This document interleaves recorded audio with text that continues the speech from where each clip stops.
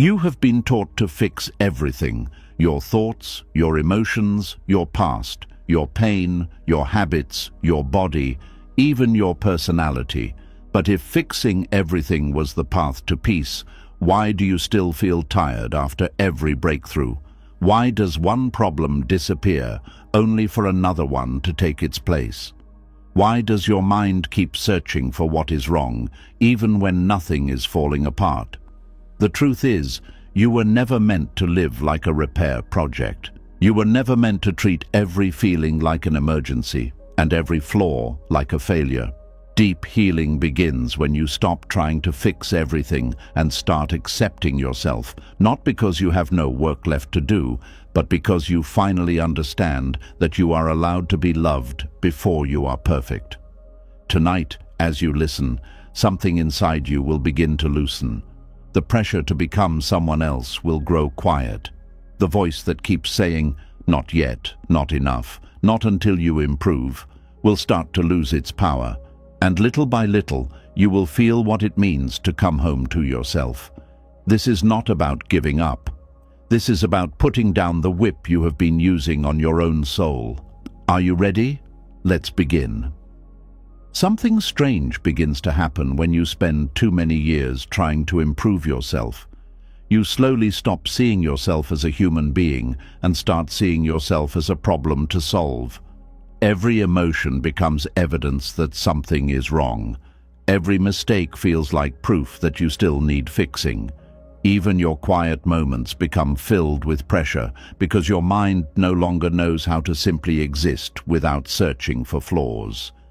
And that is where this hidden exhaustion begins. There is a kind of tiredness that sleep cannot fix, a kind of heaviness that does not come from work, responsibilities, or lack of rest. It comes from carrying yourself like a broken project every single day. It comes from waking up each morning feeling like you must improve before you deserve peace. It comes from constantly monitoring your thoughts, correcting your personality, analyzing your emotions, and trying to become acceptable to yourself. Most people do not even realize they are doing this. They think they are simply being disciplined, self-aware, ambitious, or emotionally mature. But beneath all of that is often a quiet war against themselves. And wars, even silent ones, drain the soul. Many people spend years trapped inside this invisible cycle. They read more books, watch more videos, try more routines, chase more breakthroughs, hoping that one day they will finally arrive at a version of themselves that feels worthy of rest. But the finish line never stays still. As soon as one insecurity disappears, another one appears beside it. As soon as one habit improves, another flaw demands attention. The mind becomes like a machine programmed to search for defects, and eventually even healing becomes exhausting. You can see this in the way people talk to themselves when nobody is listening. One small mistake ruins their entire day. One awkward conversation becomes evidence that they are socially broken. One emotional reaction makes them believe they are failing at healing. They carry an invisible clipboard in their mind, constantly grading themselves, constantly measuring whether they are finally becoming good enough. But the human nervous system was never designed to live under endless self-surveillance. A person cannot feel peace while constantly treating themselves like an unfinished repair job. Even moments that should feel joyful become contaminated by self-analysis. Someone compliments you, but instead of receiving it, your mind immediately searches for reasons it cannot be true. You accomplish something important, but instead of feeling proud, your thoughts rush toward the next thing you still need to improve. You rest for a moment, then guilt whispers that you should be doing more. Over time, this creates a life where nothing is ever enough. And the dangerous part is that society often rewards this behavior. People praise relentless self-improvement. They admire those who are always pushing harder, fixing themselves, optimizing every part of their personality. But very few people stop to ask an important question. What happens when your entire identity becomes built around self-correction? You begin to lose the ability to simply be. You stop sitting with your emotions naturally because every feeling immediately becomes something to solve. Sadness becomes a project. Anxiety becomes a failure. Anger becomes evidence of emotional immaturity. Even exhaustion becomes another thing you criticize yourself for. And slowly, without realizing it, you become emotionally homeless inside your own mind. There are people who have spent so many years trying to improve themselves that they no longer know how to relax around themselves. Silence feels uncomfortable because the brain immediately starts scanning for what still needs fixing. Free time feels dangerous because unresolved thoughts rise to the surface. Rest feels undeserved because somewhere deep inside they believe peace must be earned. That belief alone destroys countless people quietly. The idea that you must become better before you deserve gentleness creates a life filled with invisible pressure. You become terrified of your own imperfections because you think flaws make you unlovable, so you work endlessly to correct them. You rehearse conversations before they happen. You overthink every interaction afterward. You analyze your reactions. You compare yourself constantly. You monitor your productivity. You question your worth. And eventually, your inner world becomes a courtroom where you are always the defendant. What makes this even harder is that many people developed this habit very early in life. Some grew up in environments where love felt conditional. Maybe they were praised only when they succeeded. Maybe mistakes were met with criticism instead of understanding. Maybe emotions were ignored, mocked, or punished. So the child learned something dangerous. If I can perfect myself, maybe I will finally feel safe. But children carry those survival strategies into adulthood. That is why some adults become obsessed with self-improvement, not because they truly hate growth, but because they secretly fear rejection. Their constant fixing is not always about becoming better. Sometimes it is about avoiding abandonment, shame, criticism, or emotional pain. Perfection becomes protection. And when a person spends years living this way, they stop realizing how exhausted they truly are, because the pressure becomes normal. They wake up already mentally preparing to manage themselves. They carry tension in their body without noticing it. Their shoulders stay tight. Their jaw clenches. Their thoughts race endlessly. Even moments of stillness feel restless because the nervous system has forgotten how to feel safe without constant control. This is why some people feel strangely empty even after achieving everything they once believed would heal them. They finally become more attractive, more productive, more disciplined, more successful, more emotionally aware, and yet the relief never fully arrives. The anxiety simply changes shape, because the deeper problem was never really the flaws they were trying to fix. The deeper problem was the belief that they were unacceptable as they were. No amount of improvement can heal self-rejection if the rejection itself remains untouched.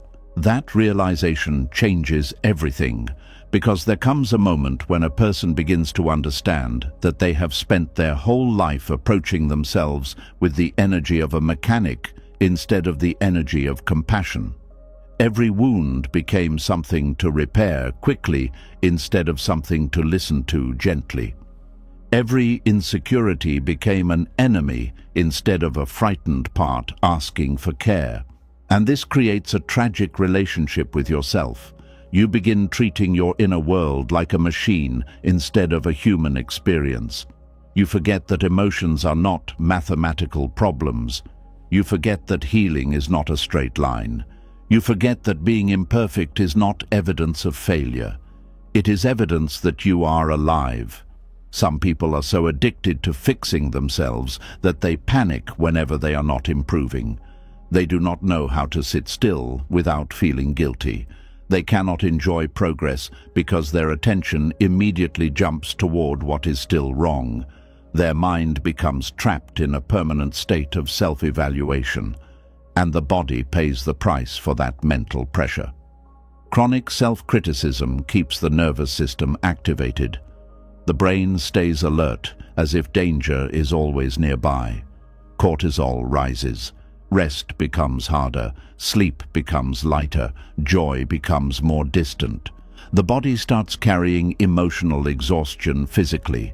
Fatigue appears even after resting. Motivation disappears. Small tasks feel overwhelming. But most people never connect this exhaustion to the way they treat themselves internally. They think they are simply lazy, weak, undisciplined, or broken. So they respond the only way they know how, by trying even harder to fix themselves. And the cycle continues. One of the saddest parts of this pattern is how invisible it can become. A person may look functional from the outside, while privately living under enormous emotional pressure. They smile, they work, they achieve things, they appear composed, but internally they are exhausted from constantly carrying the burden of self-repair. Even their self-care sometimes becomes another performance. Meditation becomes another task to master perfectly. Journaling becomes another opportunity to analyze flaws. Therapy becomes another place to prove they are healing correctly. Rest becomes scheduled productivity. Nothing feels natural anymore because everything becomes part of the project of becoming acceptable. This is why deep healing often begins with something surprisingly simple but terrifying. Stopping. Stopping the endless monitoring. Stopping the constant fixing. Stopping the war against every imperfect thought and feeling. Not because growth is bad, but because obsession with fixing yourself can quietly destroy your ability to love yourself. There is a huge difference between healthy growth and emotional self-rejection disguised as growth. Healthy growth says, I want to care for myself. Self-rejection says, I must repair myself before I deserve peace. Those two energies create completely different lives. One creates gentleness, the other creates exhaustion, and many people never learn the difference. They believe kindness toward themselves will make them lazy. They fear acceptance means giving up. They think self-compassion will remove ambition, but the truth is often the opposite. People grow best in environments of safety, not environments of constant punishment. Even plants do not bloom faster because you scream at them. Human beings are no different. A nervous system constantly attacked by shame cannot fully heal. A mind constantly criticized cannot fully rest. A person constantly treated like a project cannot fully feel alive. And maybe this is why so many people secretly feel disconnected from themselves. They have spent so many years trying to become better that they never learned how to simply sit beside themselves with patience. Not every flaw needs immediate correction. Not every emotion needs solving. Not every uncomfortable thought means something is wrong with you. Sometimes healing begins the moment you stop reacting to yourself with panic. There is deep wisdom in learning how to witness your own humanity without immediately trying to edit it. To feel sadness without labeling yourself weak. To make mistakes without turning them into identity statements. To feel lost without assuming you are failing at life. Because the truth is, human beings were never meant to operate with robotic perfection. You are allowed to be complicated. You are allowed to be unfinished. You are allowed to have contradictions inside you. And strangely enough, the more a person learns to accept this, the lighter they begin to feel. Not because their problems disappear overnight, but because the war inside them begins to quiet down. That internal war consumes enormous energy. Constant self-monitoring drains attention from life itself. You stop experiencing moments fully because your mind is too busy evaluating you within them. You stop hearing conversations clearly because you are busy wondering how you are being perceived. You stop enjoying simple pleasures because guilt whispers that you should be improving instead. This is why acceptance feels so unfamiliar at first. Many people have spent their whole lives believing pressure is what keeps them valuable. Without self-criticism, they fear they will collapse. Without constant fixing, they fear they will become stagnant. So when they first try to treat themselves gently, it almost feels wrong. The nervous system does not immediately trust peace when it has been trained by pressure for years. But slowly, something begins changing. You start noticing how much energy you wasted fighting yourself. You realize how often your suffering came not from the emotion itself, but from your resistance to it. You see how many years were spent trying to earn a level of worthiness that was never supposed to be earned in the first place. And grief often appears here. Grief for the younger version of yourself who thought they had to become perfect to deserve love. Grief for the years spent at war with your own mind. Grief for how harshly you spoke to yourself while trying to survive. But there is also relief. Because for the first time, you begin understanding that healing may not require becoming someone else entirely. Maybe healing is learning how to stop abandoning yourself every time you become imperfect. That changes everything. Because when a person no longer treats themselves like a broken project, they finally create room for something they may have never fully experienced before, inner safety. And inner safety changes the way you breathe, think, sleep, speak, and exist in the world. You stop living as if your worth is constantly on trial. You stop seeing every flaw as an emergency. You stop chasing impossible. Perfection as the price for peace. And instead of spending your life trying to fix yourself into lovability, you slowly begin learning how to meet yourself with the kind of understanding you were always searching for from everyone else. That is where the hidden exhaustion finally begins to loosen.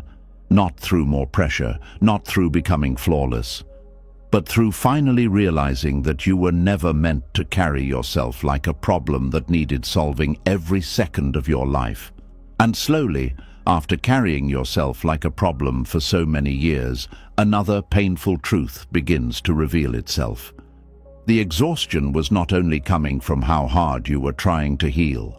It was also coming from the quiet belief hiding underneath all that self-improvement. The belief that who you are right now is still not enough. That is where self-improvement quietly turns into self-rejection. There is a kind of sadness that hides behind endless self-improvement. Most people never notice it at first because it often looks responsible, disciplined, ambitious, and even admirable from the outside. People praise you for working on yourself. They applaud your growth. They call you self-aware. But deep underneath all of that effort, there can sometimes be a painful message repeating inside the mind every single day. Who I am right now is unacceptable. And when self-improvement is built on that belief, it stops being healing. It becomes self-rejection wearing the mask of growth. At first, it feels innocent. You simply want to become better, more confident, more productive, more emotionally intelligent, more disciplined, more attractive, more healed, more successful. There is nothing wrong with wanting growth. Human beings naturally evolve. The problem begins when improvement stops coming from self-respect and starts coming from self-disgust. That changes everything. Because now every habit carries emotional pressure behind it. Every goal becomes tied to your worth. Every mistake feels personal. Every weakness feels dangerous. And your life slowly becomes centered around escaping yourself instead of understanding yourself. You begin waking up each day feeling like your current version is only a temporary inconvenience on the way to becoming someone finally lovable.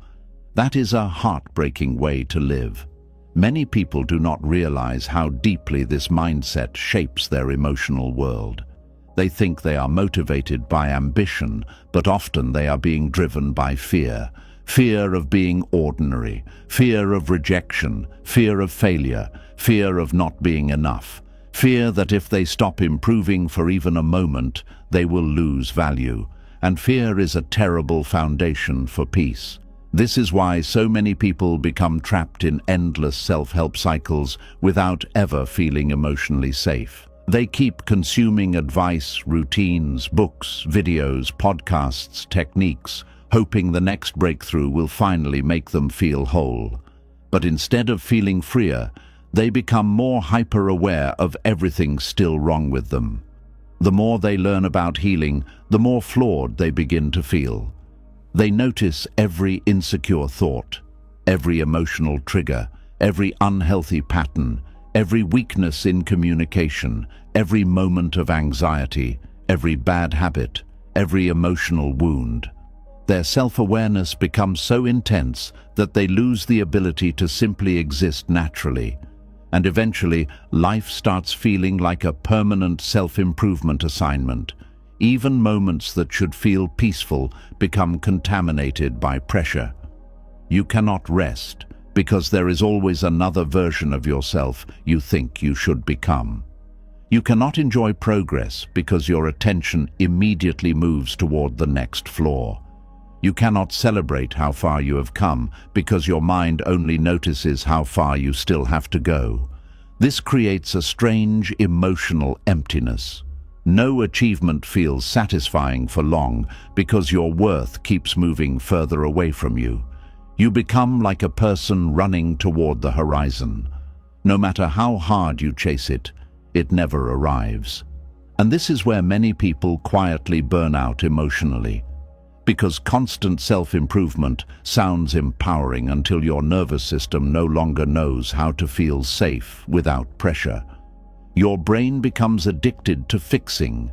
Your identity becomes built around becoming better, and without realizing it, you begin relating to yourself with permanent disappointment. There are people who genuinely do not know how to look at themselves without mentally listing what still needs improvement. They struggle to receive compliments because internally they still feel unfinished. They struggle to feel lovable because they keep treating love like a reward for future perfection. They struggle to relax because resting feels irresponsible when there is still so much wrong with them. But human beings cannot thrive under endless internal criticism. A mind constantly exposed to self-rejection becomes emotionally exhausted. Even if nobody else is attacking you, your own thoughts create an environment of pressure that the nervous system never escapes from.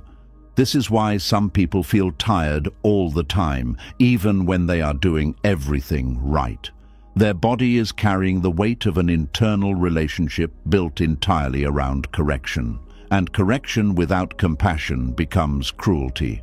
Many people learned this pattern very young. They were taught directly or indirectly that their value depended on performance. Maybe they were praised only when they succeeded. Maybe mistakes brought shame. Maybe vulnerability was treated like weakness. Maybe emotions were dismissed unless they were convenient. So they adapted. They became high achievers, perfectionists, caretakers, overthinkers, people-pleasers, constant improvers. But underneath all those identities was often a frightened person trying to secure love through self-modification. This is why self-improvement can become addictive, not because growth itself is harmful, but because improving yourself temporarily creates the illusion that you are moving closer to worthiness. Every new routine feels like hope. Every breakthrough feels like relief. Every moment of productivity briefly quiets the fear that you are failing at being enough. But the relief never lasts long, because the deeper wound was never truly about your habits, appearance, productivity, or emotional intelligence. The deeper wound was the belief that you had to earn your right to feel acceptable at all. And no amount of improvement can satisfy a wound rooted in conditional worth. This is why some people secretly panic when they are not actively improving themselves. Without goals, routines, or constant progress, they suddenly feel exposed. Stillness forces them to face the uncomfortable fear they have been outrunning for years. If I stop improving, what value do I actually have? That question terrifies many people, because they have spent so long building their identity around becoming better that they never learned how to simply exist without trying to upgrade themselves. Even hobbies become self-improvement projects. Exercise becomes punishment. Healing becomes competition. Productivity becomes morality. Rest becomes guilt. Relationships become performances. Nothing feels free anymore because everything becomes tied to proving worth. This is one of the loneliest emotional experiences a person can live through. From the outside, people may admire your discipline and growth, but internally you feel trapped inside endless self-monitoring. Your mind becomes a room where somebody is always criticizing you quietly. Even when nobody else is judging you, you judge yourself. Even when nobody else expects perfection, you expect it from yourself. Even when life is calm, your mind keeps searching for ways to improve because stopping feels dangerous. And eventually, you stop knowing who you are underneath all the self-optimization. This is why many people reach a point where they suddenly feel emotionally numb despite years of self-work. They have spent so much time trying to improve themselves that they lost connection with the simple experience of being human. Not every emotion needs correction. Not every flaw requires elimination. Not every insecurity makes you broken. Some parts of healing are not about becoming different. Some parts are about learning how to stop abandoning yourself whenever you become imperfect. That shift changes everything. Because healthy growth sounds very different internally than self-rejection disguised as growth. Healthy growth says, I care about myself enough to grow. Self-rejection says, I must grow because who I am now is not acceptable. Those may sound similar on the surface, but emotionally they create completely different lives. One creates gentleness, the other creates chronic shame, and shame is exhausting. Shame convinces you that love must always be earned. It teaches you to monitor yourself constantly. It turns your own humanity into evidence against you. Instead of seeing flaws as normal parts of being alive, you start seeing them as personal failures that must be corrected quickly. You stop speaking to yourself like a person. You speak to yourself like a disappointed manager reviewing poor performance. And eventually, your inner world loses warmth. This is why so many people become disconnected from joy during intense self-improvement phases. They become so focused on fixing themselves that they stop fully living. They cannot enjoy ordinary moments because their mind is always occupied with becoming better. They eat while listening to productivity advice. They exercise while criticizing their body. They journal while analyzing flaws. They meditate while secretly trying to eliminate emotions. Even healing becomes another impossible standard to meet. And when they cannot maintain perfection consistently, they feel like failures all over again. That emotional cycle becomes brutal. Push harder, improve more, feel temporary relief, notice new flaws, feel inadequate again, push harder again, round and round, until one day the body begins resisting. Burnout appears, motivation collapses, anxiety increases, joy disappears. And many people become confused because they thought self-improvement was supposed to make them happier. But growth without self-acceptance eventually becomes emotional self-erasure. You begin trying to edit yourself into someone easier to love, less emotional, less sensitive, less anxious, less flawed, less needy, less complicated. But in the process, you slowly lose connection with your authentic self. And authenticity cannot survive constant self-rejection. Human beings need room to exist imperfectly. They need room to breathe without constantly earning permission to feel worthy. They need room to make mistakes without collapsing into shame afterward. A nervous system cannot fully heal in an environment where love is always conditional upon improvement. That includes the love you give yourself. This is why acceptance becomes such a powerful turning point in healing. Not because growth suddenly stops mattering, but because your relationship with growth changes completely. You no longer improve yourself because you hate yourself. You improve yourself because you care about yourself. That emotional difference changes how the entire process feels internally. Growth stops feeling like punishment. Rest stops feeling illegal. Mistakes stop feeling catastrophic. You stop panicking every time you fall short of perfection. And perhaps most importantly, you stop treating your current self like an obstacle standing in the way of your future worth.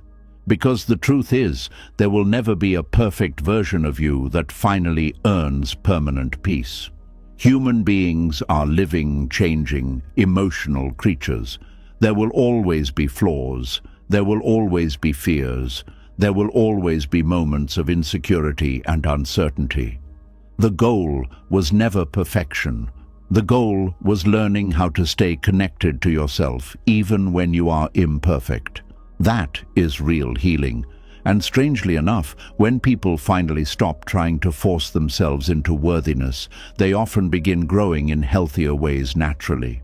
Not because they are driven by shame anymore, but because safety creates space for real transformation. A person treated with compassion changes differently than a person treated with constant criticism, even internally. Think about how differently you behave around someone who makes you feel emotionally safe versus someone who constantly judges you. Around safety, you relax, you open up, you become honest, you grow naturally. The same thing happens inside your own mind.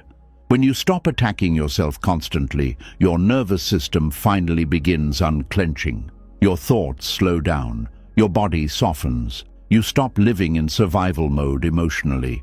And from that calmer place, healthier growth becomes possible. Not frantic growth, not fear-driven growth, not shame-fueled growth, but grounded human growth, the kind rooted in understanding instead of punishment. Many people spend years trying to motivate themselves through harshness because they think self-compassion will make them weak. But constant self-criticism does not create sustainable healing. It creates emotional exhaustion. Fear may force temporary action, but it cannot create inner peace. Eventually, every person reaches a point where they must decide whether they want a life built on endless self-correction or a life built on deeper self-understanding. Because there is a difference between becoming your best self and spending your life trying to escape yourself. One creates wholeness, the other creates quiet despair. And perhaps the saddest part is how normalized self-rejection has become in modern culture. People bond over self-criticism, they laugh about burnout, they glorify overworking, they turn healing into performance, they compete over who is improving themselves the most. But very few people ask a simpler question: what if your value was never waiting at the end of your self-improvement journey? What if your worth was already present long before you became more disciplined, more healed, more attractive, more productive, or more emotionally perfect? That realization feels almost uncomfortable at first.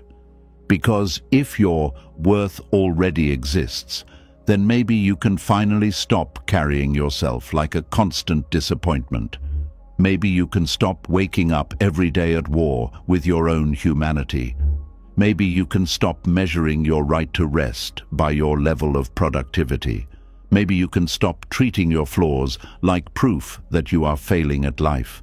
And maybe, for the first time in a long time, you can begin approaching yourself with something softer than pressure, something softer than perfection, something softer than endless correction, understanding. Because real healing does not begin when you finally become flawless. It begins the moment you stop believing that being imperfect makes you unworthy of love. And once you begin to see how constant self-improvement can quietly become self-rejection, another deeper pattern starts to appear. It is not only that you keep trying to become better, It is that you have learned to inspect yourself as if your whole life depends on finding what is wrong before anyone else does. You do not simply live through a moment, you review it. You do not simply feel an emotion, you question it. You do not simply make a mistake, you turn it over in your mind like evidence in a case against yourself. There is a strange kind of peace that begins when you finally stop auditing your every flaw. Something soft returns to you when you stop treating your own mind like a courtroom. At first, it may feel unfamiliar, almost suspicious, because you are used to watching yourself so closely. You are used to checking your words after every conversation, checking your mood after every quiet day, checking your face in every mirror, checking your progress against some invisible standard you never agreed to but somehow obeyed for years. You may not even call it self-criticism anymore. You may call it being aware, being careful, being responsible, being honest with yourself. But if honesty never comes with kindness, it slowly becomes punishment. There are people who can spend an entire day doing well and still go to bed thinking about the one sentence they said awkwardly. They can receive love from 10 people and still believe the one person who seemed distant is proof that they are not enough. They can handle many things with strength, patience, and grace, but one small weakness becomes the only thing their mind wants to study.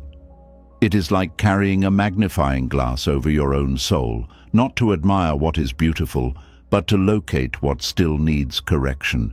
And after a while, that kind of inner inspection becomes exhausting.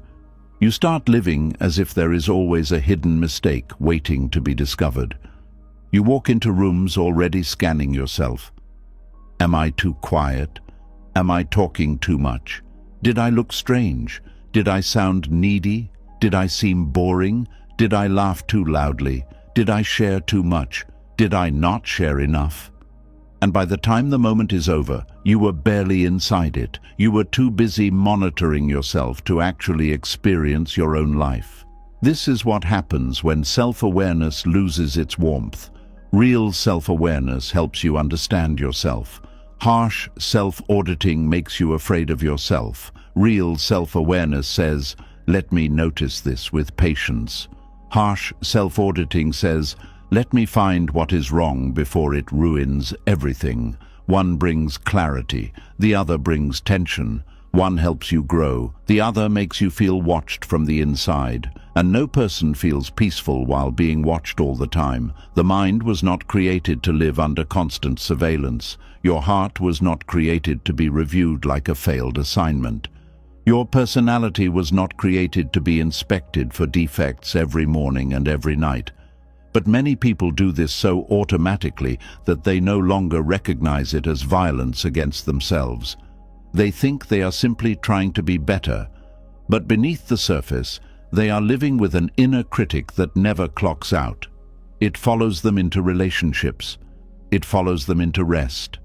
It follows them into prayer, silence, sleep, work, creativity, and joy. Even when life gives them a beautiful moment, the critic stands nearby whispering, "Do not relax too much. There is still something wrong with you." That whisper steals more peace than most people realize, because peace does not only disappear when life becomes difficult. Sometimes peace disappears because you do not allow yourself to be unexamined. You cannot let a day simply be a day. You turn it into a report card. You cannot let sadness simply pass through you. You turn it into a diagnosis of your emotional failure. You cannot let tiredness simply mean you need rest. You turn it into proof that you are weak, lazy, unmotivated, or falling behind. And slowly, ordinary human experiences become evidence against you. This is why stopping the audit feels so powerful. Not because you suddenly become blind to your flaws, but because you stop treating every flaw like a threat to your worth. You begin to understand that noticing something about yourself does not mean you have to attack it. Seeing a weakness does not mean you must shame yourself into changing it immediately. Being imperfect does not mean you are in danger. That truth may sound simple, But for someone who has spent years judging themselves, it can feel like fresh air entering a locked room. Many people were trained to believe that if they stop criticizing themselves, they will stop growing. They fear that gentleness will make them careless. They think the inner critic is the only thing keeping them disciplined. So they continue listening to that harsh voice because it feels familiar, even when it hurts them. But here is the quiet truth. Fear can force movement, but it cannot create peace. Shame can push you for a while, but it cannot build a safe home inside you. You may get things done through self-criticism, yes. You may achieve, perform, improve, and appear strong. But deep inside, you will still feel like someone is chasing you. And what kind of life is that? Always running from the fear of being exposed as not enough. The peace that begins when you stop auditing your flaws is not lazy peace. It is not careless peace. It is the peace of finally realizing that you do not need to be under attack in order to become better. You do not need to hate yourself into healing. You do not need to monitor every corner of your personality as if one uncorrected part of you will destroy your life. Sometimes the most healing thing you can do is let yourself have an imperfect moment without turning it into a full investigation. You said something awkward. Let it pass. You felt jealous. Let it teach you without humiliating you. You were tired and did not perform perfectly. Let your body be human. You needed reassurance.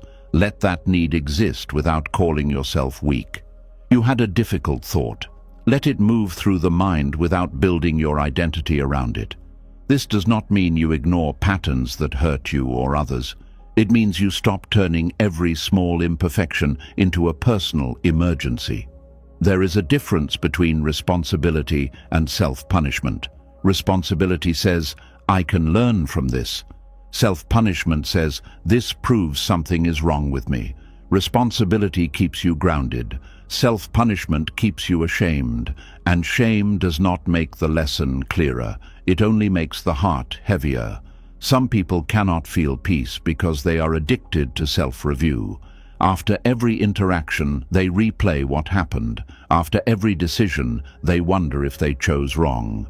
After every emotional moment, they ask whether they handled it perfectly. Their mind becomes a private review board that never stops meeting. And because the mind can always find something to question, they never feel finished. They never feel released.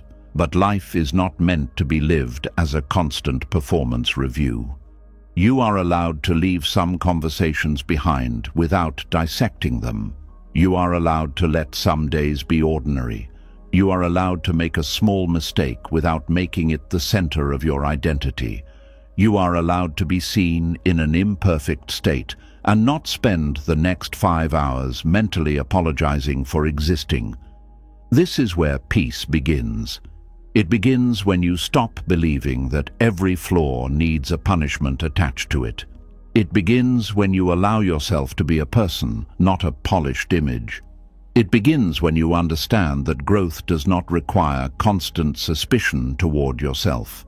In fact, too much suspicion can make real growth harder because you become afraid of looking honestly at anything. You cannot heal what you are too ashamed to touch. And this is one of the hidden problems with harsh self-auditing.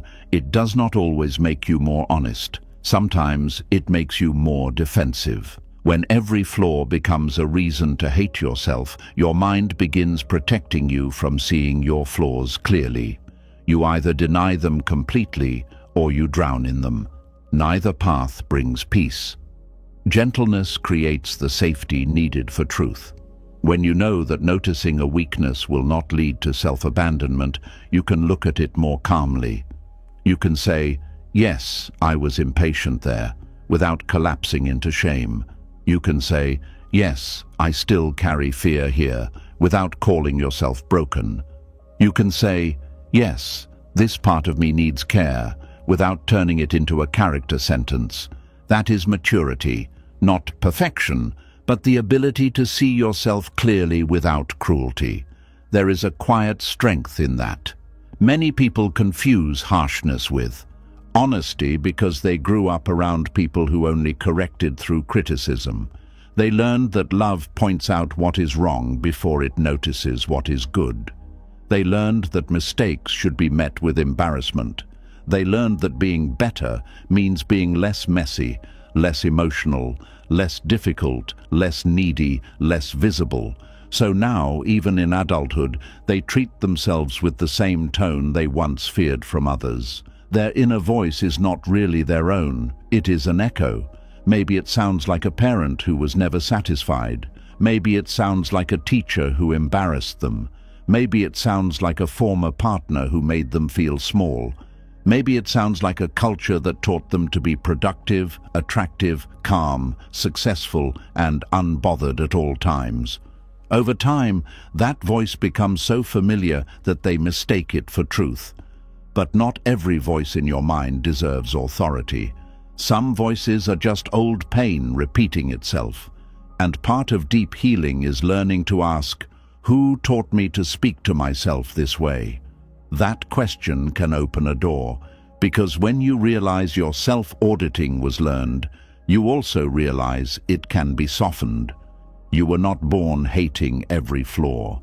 You were not born ashamed of needing time, care, patience, comfort, or understanding. You learned to treat your imperfections as dangerous because somewhere along the way, imperfection may have cost you love, approval, attention, safety, or belonging. So of course your mind became watchful. Of course you started checking yourself. Of course you learned to correct quickly before others could criticize. Of course you became your own inspector. At one time that may have protected you, but what protects you in one season can imprison you in another. A habit that once helped you survive rejection may now be blocking you from receiving peace.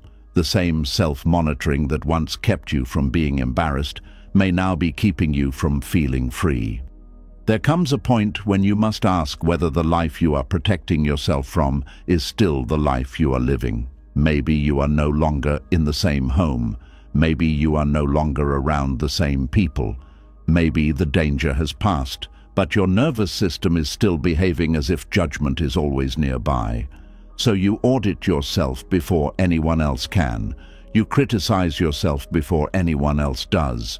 You try to perfect yourself before anyone has a chance to reject you.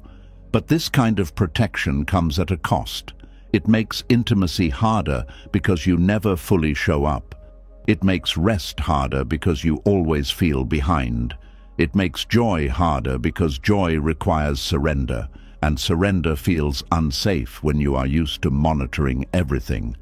It makes creativity harder because creativity needs room for mistakes. It makes healing harder because healing needs patience. So the peace you are looking for may not begin with fixing another flaw. It may begin with retiring from the role of your own full-time critic. That does not mean you become unaware. It means you become kinder in your awareness. It means when you notice something imperfect, you do not immediately tighten around it. You breathe, you listen, you ask what that part of you needs. You respond instead of attacking. This is how acceptance becomes practical. Acceptance is not pretending you have no flaws. Acceptance is refusing to use your flaws as weapons against yourself. Acceptance is the choice to stop making your humanity feel like a crime. It is the moment you say, I can see this part of me, and I do not need to hate myself for it. That one sentence can change the atmosphere inside your mind, because when the inner atmosphere softens, the body feels it. The shoulders drop, the breath deepens, the face relaxes, the stomach unclenches. You stop moving through the day like someone waiting to be corrected. You begin to feel less like a project and more like a person. And slowly, peace becomes possible. Not dramatic peace. Not the kind of peace where every problem disappears and every thought becomes beautiful, but a quieter peace, the kind that comes when you no longer turn every flaw into a fire alarm, the kind that comes when you can say, I am still learning, without hearing, I am failing, The kind that comes when one bad moment no longer defines your whole day. This peace may arrive slowly. At first, you may still catch yourself auditing. You may still replay conversations. You may still scan your face, your tone, your choices, your progress, your emotions. But now you can notice the auditing without obeying it. You can gently interrupt the old pattern. You can say, "I do not need to review myself tonight. I am allowed to rest." That may feel small, but it is powerful, because every time you refuse to put yourself on trial, you teach your nervous system that safety is possible. Every time you let a flaw exist without punishment, you weaken the old belief that imperfection equals danger. Every time you speak to yourself with patience, you rebuild trust with yourself, and self-trust is one of the deepest forms of peace. When you trust yourself, you do not need to monitor every breath. You do not need to predict every mistake.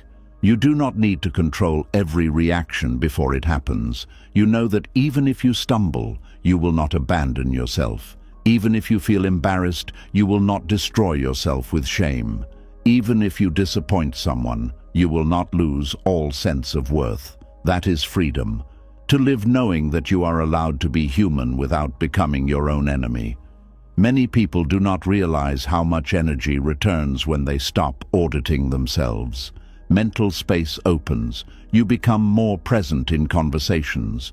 You laugh more freely. You make decisions with less fear. You rest without feeling like you must earn it through suffering first. You begin noticing beauty again because your attention is no longer trapped in constant self-evaluation.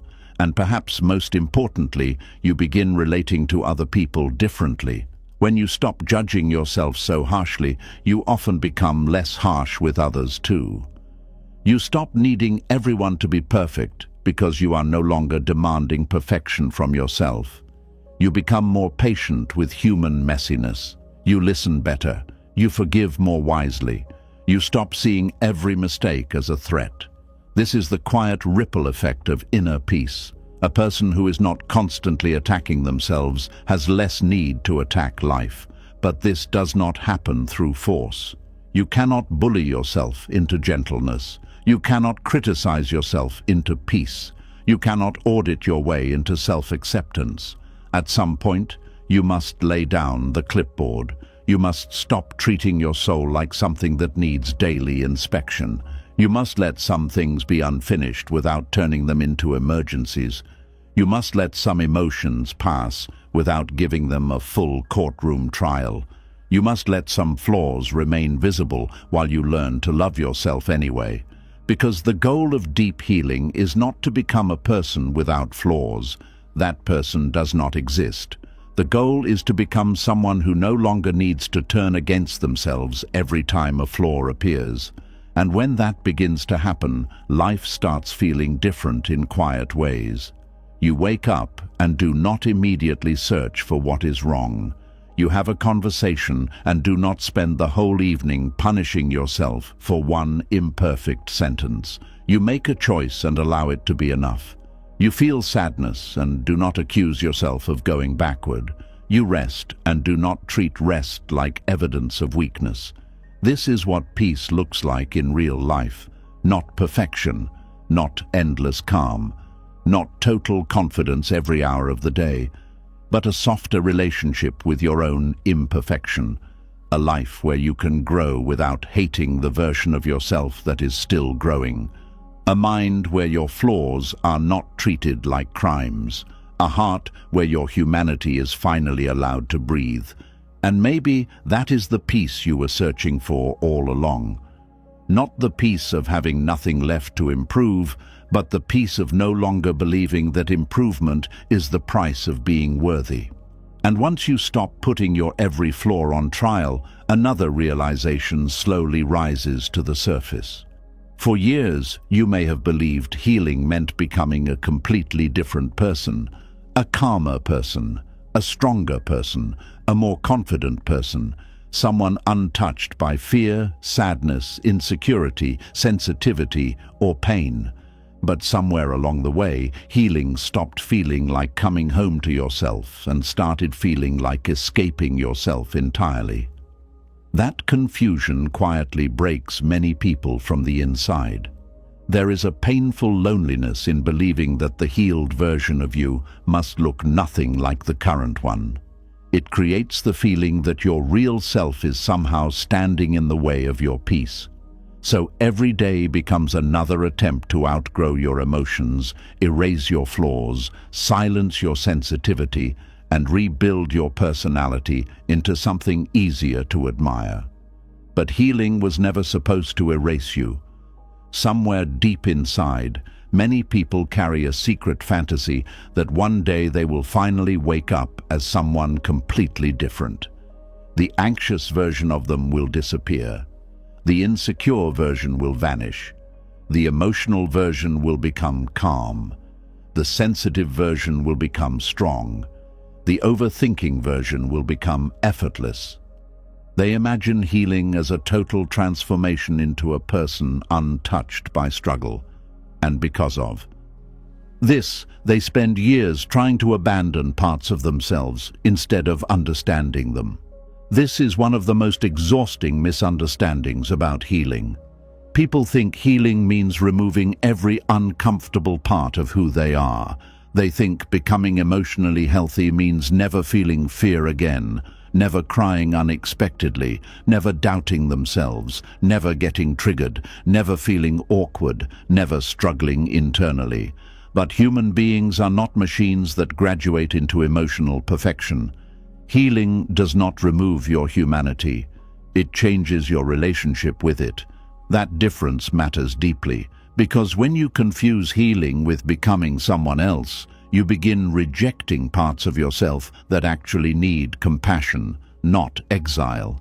You stop listening to your emotions because you are too busy trying to outgrow them.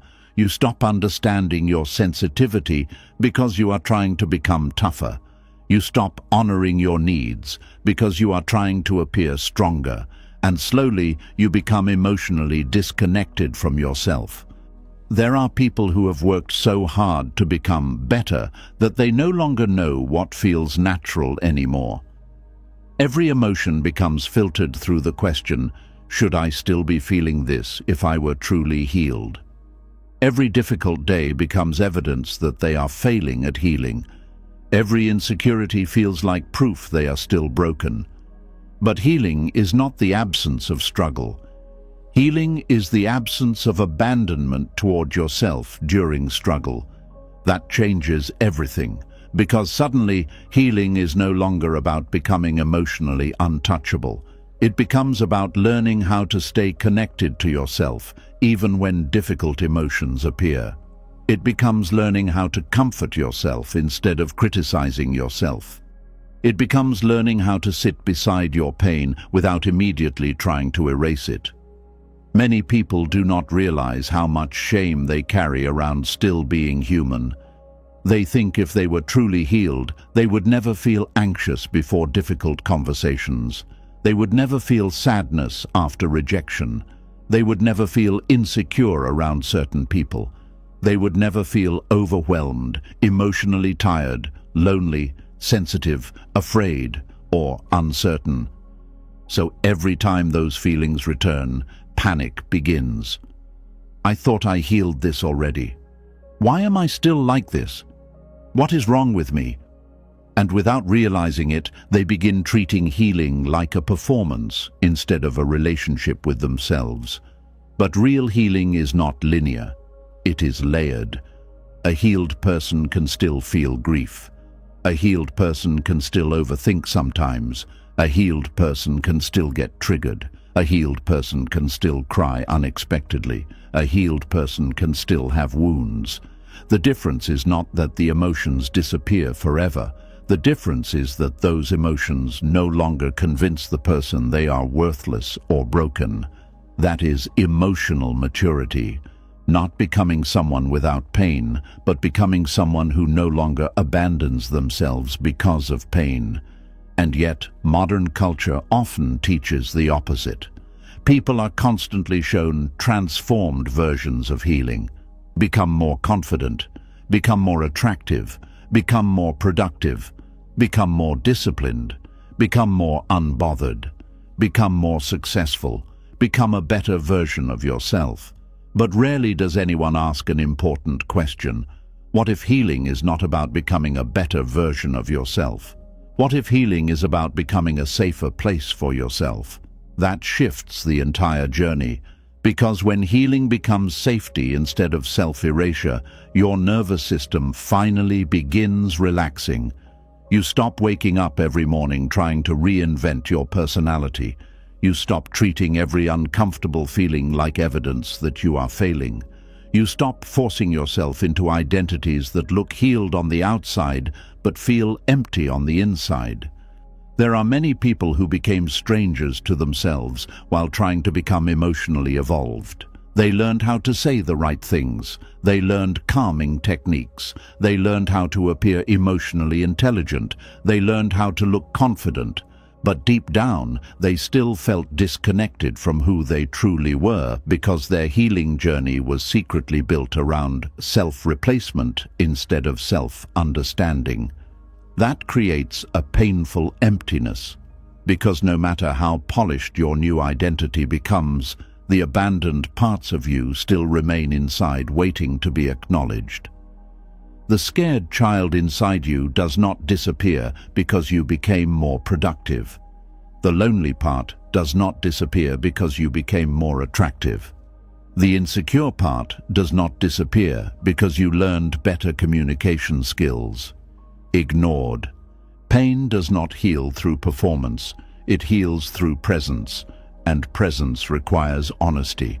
You must become honest about how often your idea of healing was actually an attempt to become acceptable, how often your desire for growth was secretly fueled by shame, how often you wanted transformation because you believed the current version of yourself was too flawed to deserve love.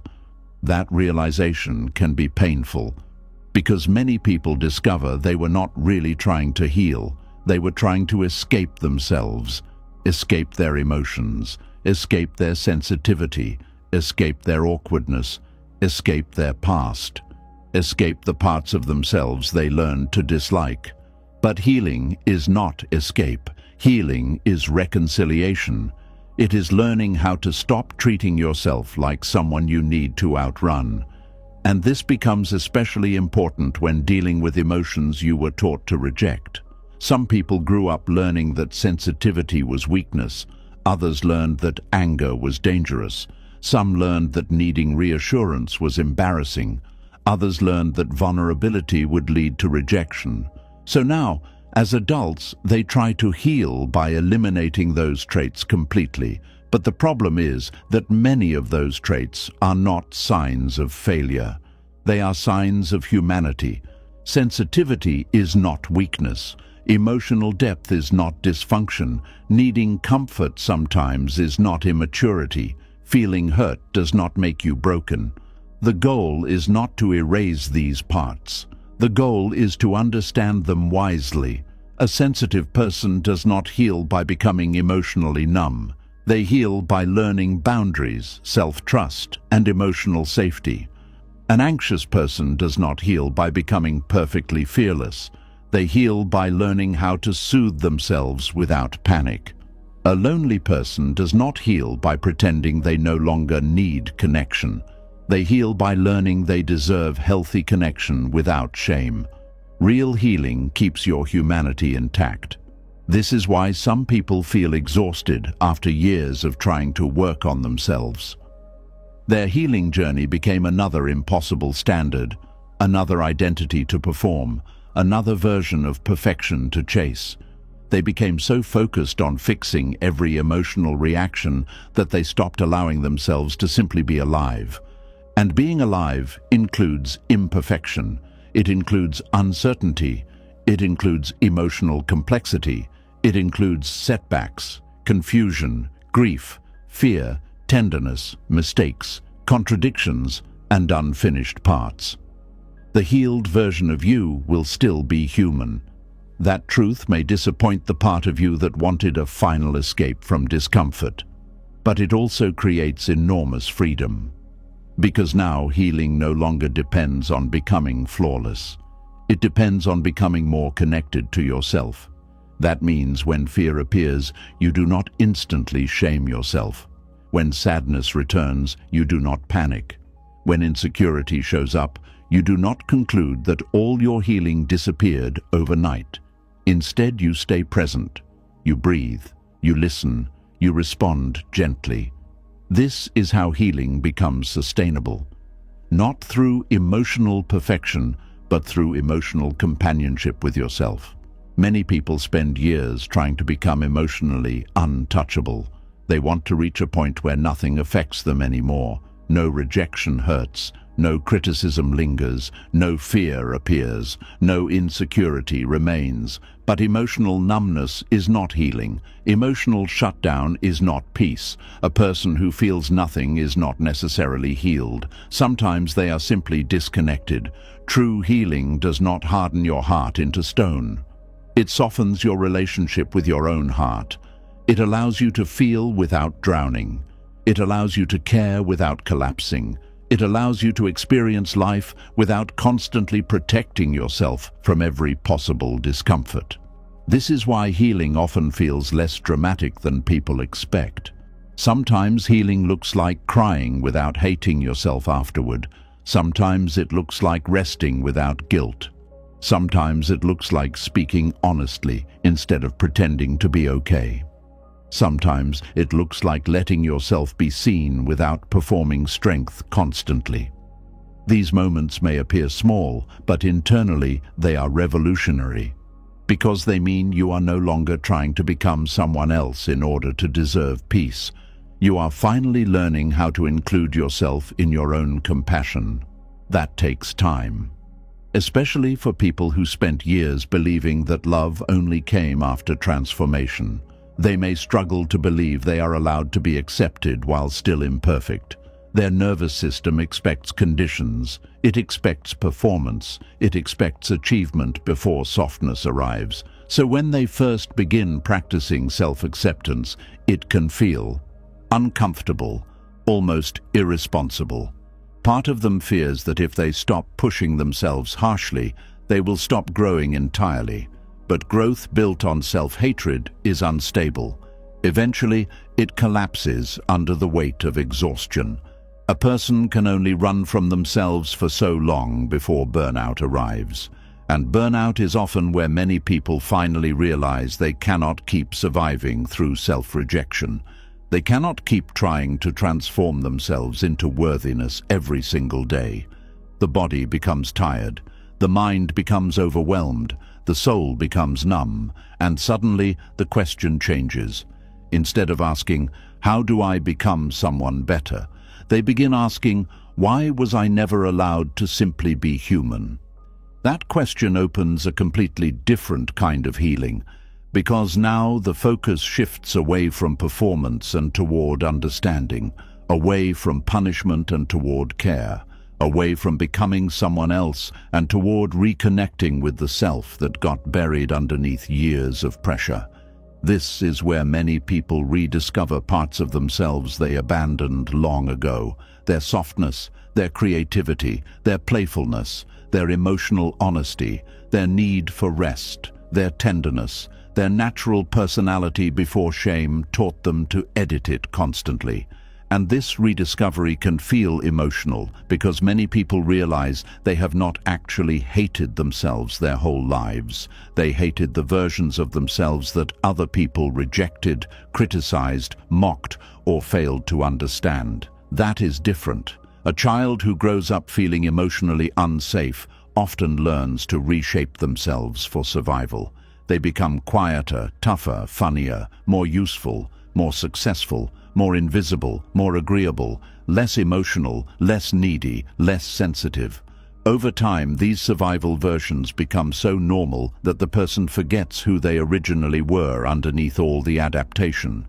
So healing begins to feel confusing because they are not only healing pain, they are rediscovering identity.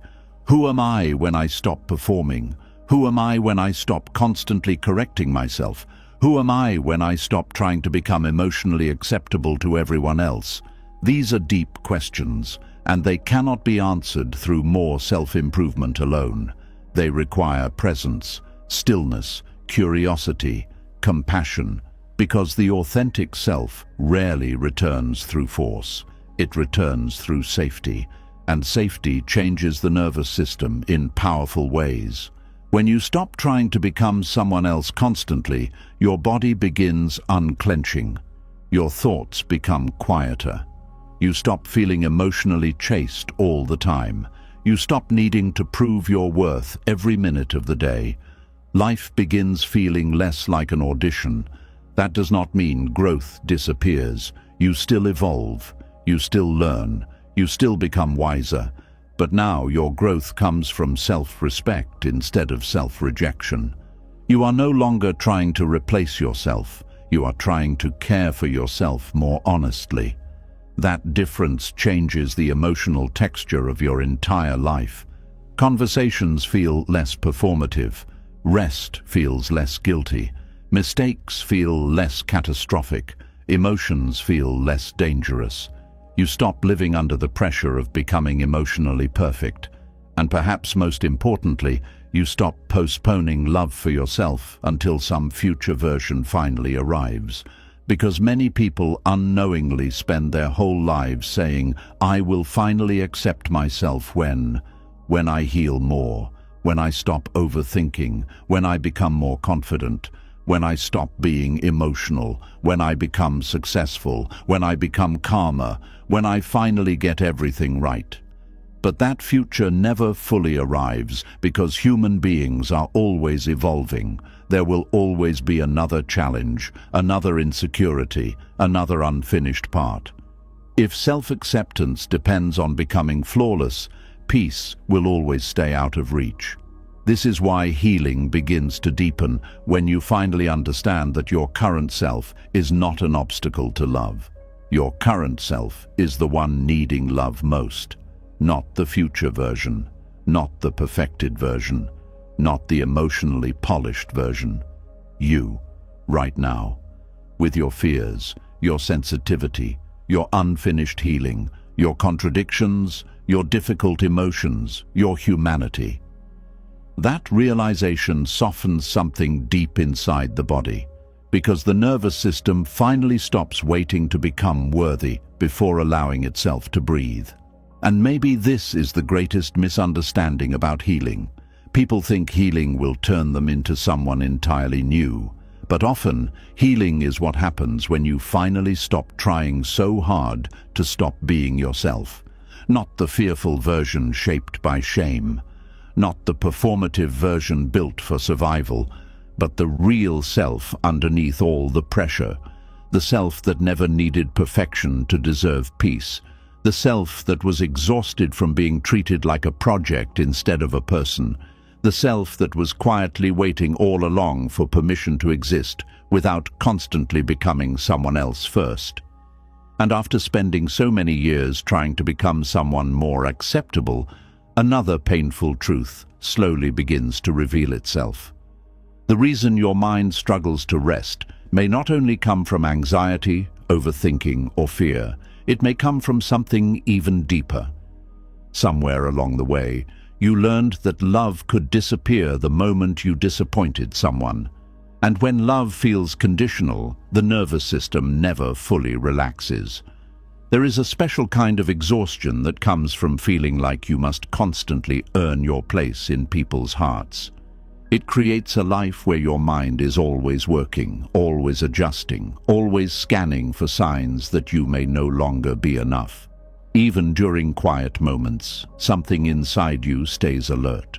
A message gets answered differently, and your chest tightens.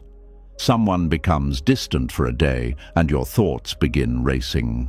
A small mistake happens, and suddenly you feel emotionally unsafe. Not because the moment itself is catastrophic, but because your nervous system learned long ago that love could become unstable very quickly. This is why some people cannot truly rest, even when nothing bad is happening.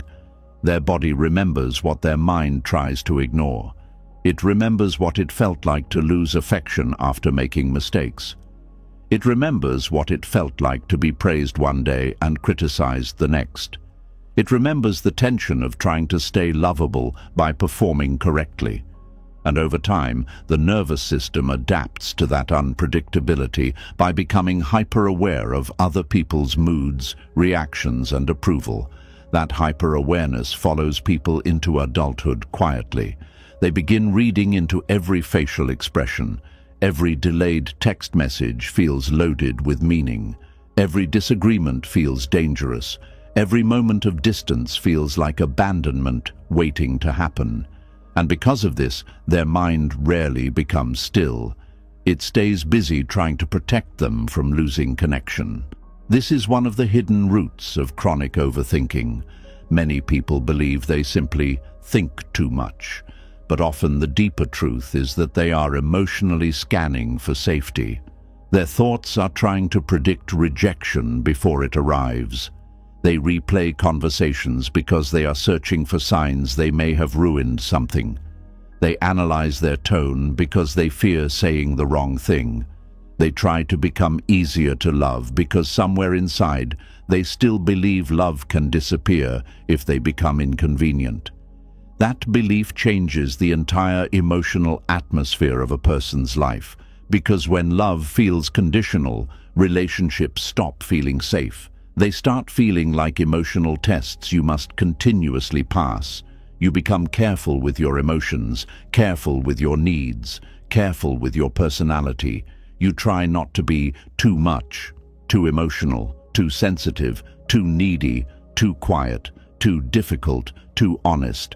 And eventually, you stop showing up naturally. You start performing safety instead. Some people become people pleasers because they learned that harmony protected them from rejection.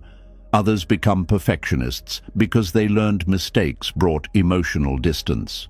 Some become emotionally independent because needing comfort once led to disappointment. Others become hyperachievers because achievement was the only time they felt seen. But underneath all these survival patterns is often the same fear. If I stop performing correctly, I may lose love. That fear keeps the mind restless. Even in healthy relationships, the nervous system may continue expecting conditions because old emotional patterns do not disappear overnight. A person may genuinely be loved now, but internally they still feel as though one mistake could change everything. So they remain emotionally alert. They monitor themselves constantly. They become terrified of disappointing people, not because they are weak, because their body learned that connection once depended on performance. This is why unconditional love feels so uncomfortable to some people. They do not fully trust it. When someone loves them consistently, they wait for the hidden condition to appear. When someone stays during difficult moments, they become suspicious. When someone reassures them gently, part of them struggles to believe it, because they learned that affection usually came attached to expectations. Be successful, be calm, be useful, be easy, be impressive, be emotionally convenient, be who others need you to be. And if you fail, love becomes colder. This creates enormous tension inside the nervous system because human beings cannot relax where they feel emotionally evaluated. A person who feels constantly evaluated will always remain partially guarded. Their body stays prepared for emotional danger. Their mind keeps scanning for signs that they are losing approval. This is why so many people feel tired after social interactions, even when nothing bad happened. They were not simply talking, they were monitoring, adjusting, performing, predicting, trying to remain emotionally acceptable in real time. That level of internal vigilance drains the body deeply. Some people become so skilled at this that others never notice how anxious they truly are. They appear calm, thoughtful, responsible, caring, high-functioning. But internally, their nervous system is constantly asking, am I still safe here? Am I still loved? Am I still enough? And because the answer never fully feels guaranteed, The mind keeps working overtime. There is a painful irony in this. The more someone fears losing love, the more they often abandon themselves trying to secure it. They become who others need. They suppress emotions. They overextend themselves. They ignore their exhaustion. They apologize excessively. They tolerate mistreatment. They silence their truth. And slowly, they disappear from their own life emotionally.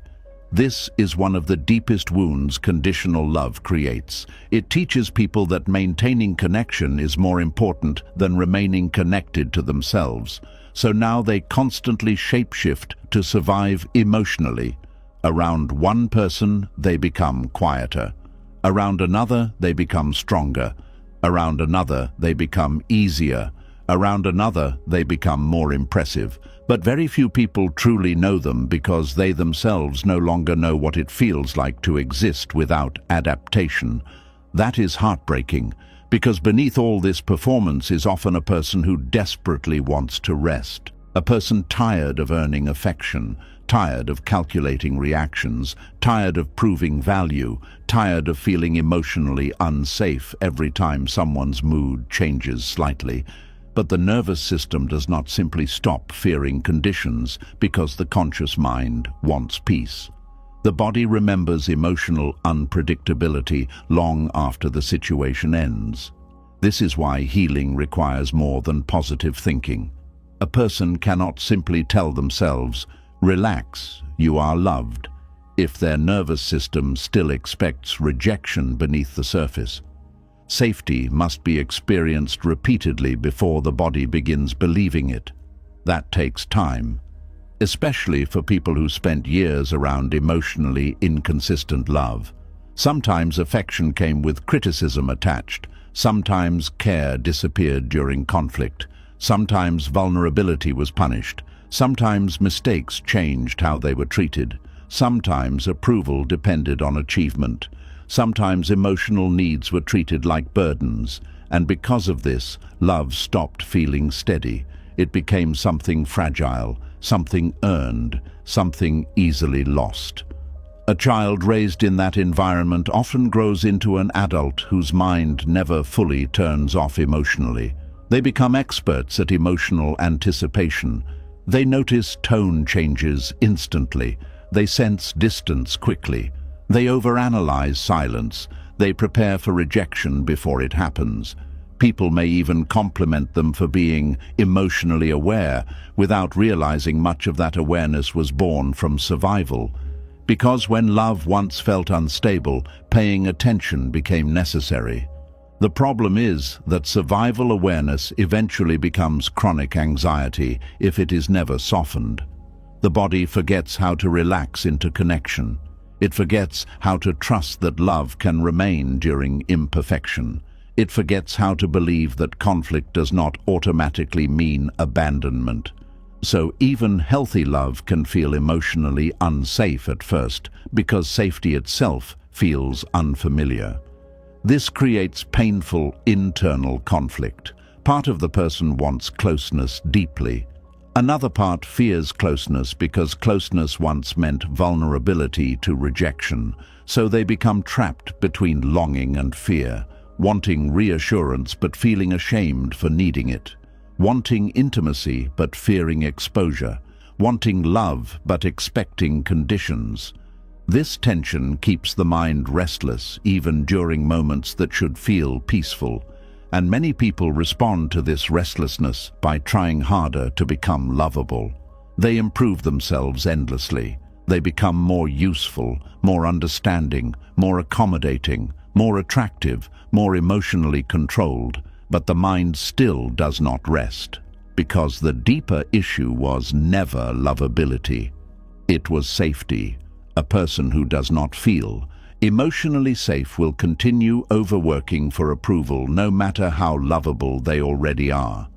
This is why external validation never fully solves inner insecurity. Compliments may help temporarily. Success may help temporarily. Reassurance may help temporarily.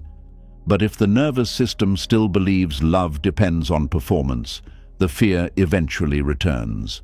The body keeps waiting for the condition, waiting for the moment affection changes, waiting for the disappointment, waiting for the rejection. This creates exhausting emotional tension because the person never fully settles into connection. They remain partially braced for loss. And living emotionally braced all the time changes people.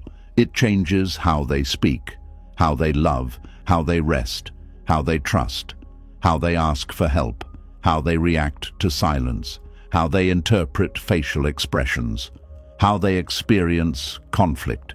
Even small misunderstandings can feel enormous because the nervous system is not reacting only to the present moment. It is reacting to old emotional memories layered underneath the current experience. That is important to understand. Sometimes the intensity of your fear is not about the present person at all. It is about every earlier moment where love felt uncertain, every earlier moment where affection disappeared unexpectedly, every earlier moment where you learned that mistakes could cost connection. Those emotional memories stay in the body, and until they are healed gently, the mind keeps trying to protect you by staying alert constantly. But constant alertness is not peace, it is survival. Real peace begins when the nervous system slowly learns a new experience of love. A steadier love, a safer love, a love that does not disappear every time you become imperfect.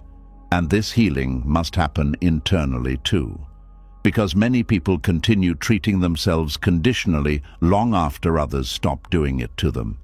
They only feel worthy when productive, only lovable when useful, only acceptable when calm, only deserving when successful.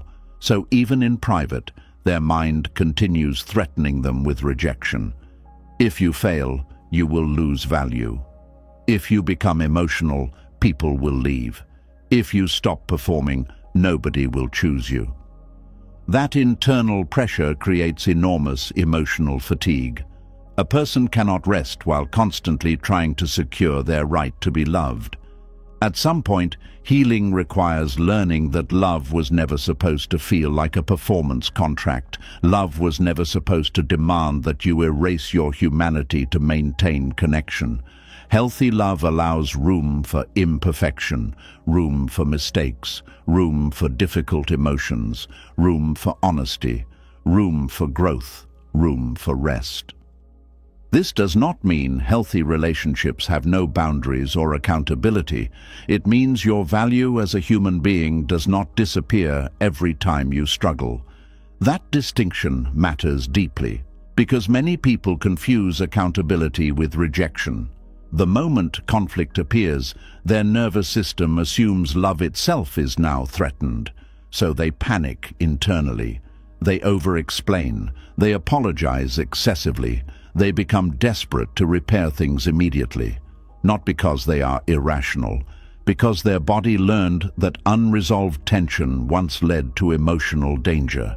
This is why learning emotional safety often feels uncomfortable at first. A calm, stable relationship may initially feel boring or unfamiliar because the nervous system became used to unpredictability. Consistency may feel suspicious. Gentleness may feel undeserved. Stability may feel temporary. But slowly, through repeated safe experiences, the body begins softening. The mind stops scanning as intensely. The chest relaxes. Conversations feel less threatening. Silence feels less dangerous. Conflict feels survivable. And perhaps most importantly, the person stops abandoning themselves every time fear appears. That is a huge turning point in healing, because the goal is not becoming someone who never fears rejection again. The goal is becoming someone who no longer destroys themselves trying to avoid rejection. That changes relationships completely. You stop shape-shifting constantly. You stop performing emotional perfection. You stop apologizing for existing. You stop believing your needs automatically make you difficult. You stop treating love like something you must earn through exhaustion. And little by little, the mind begins resting in ways it never could before. Not because life suddenly becomes perfect, but because connection no longer feels permanently fragile.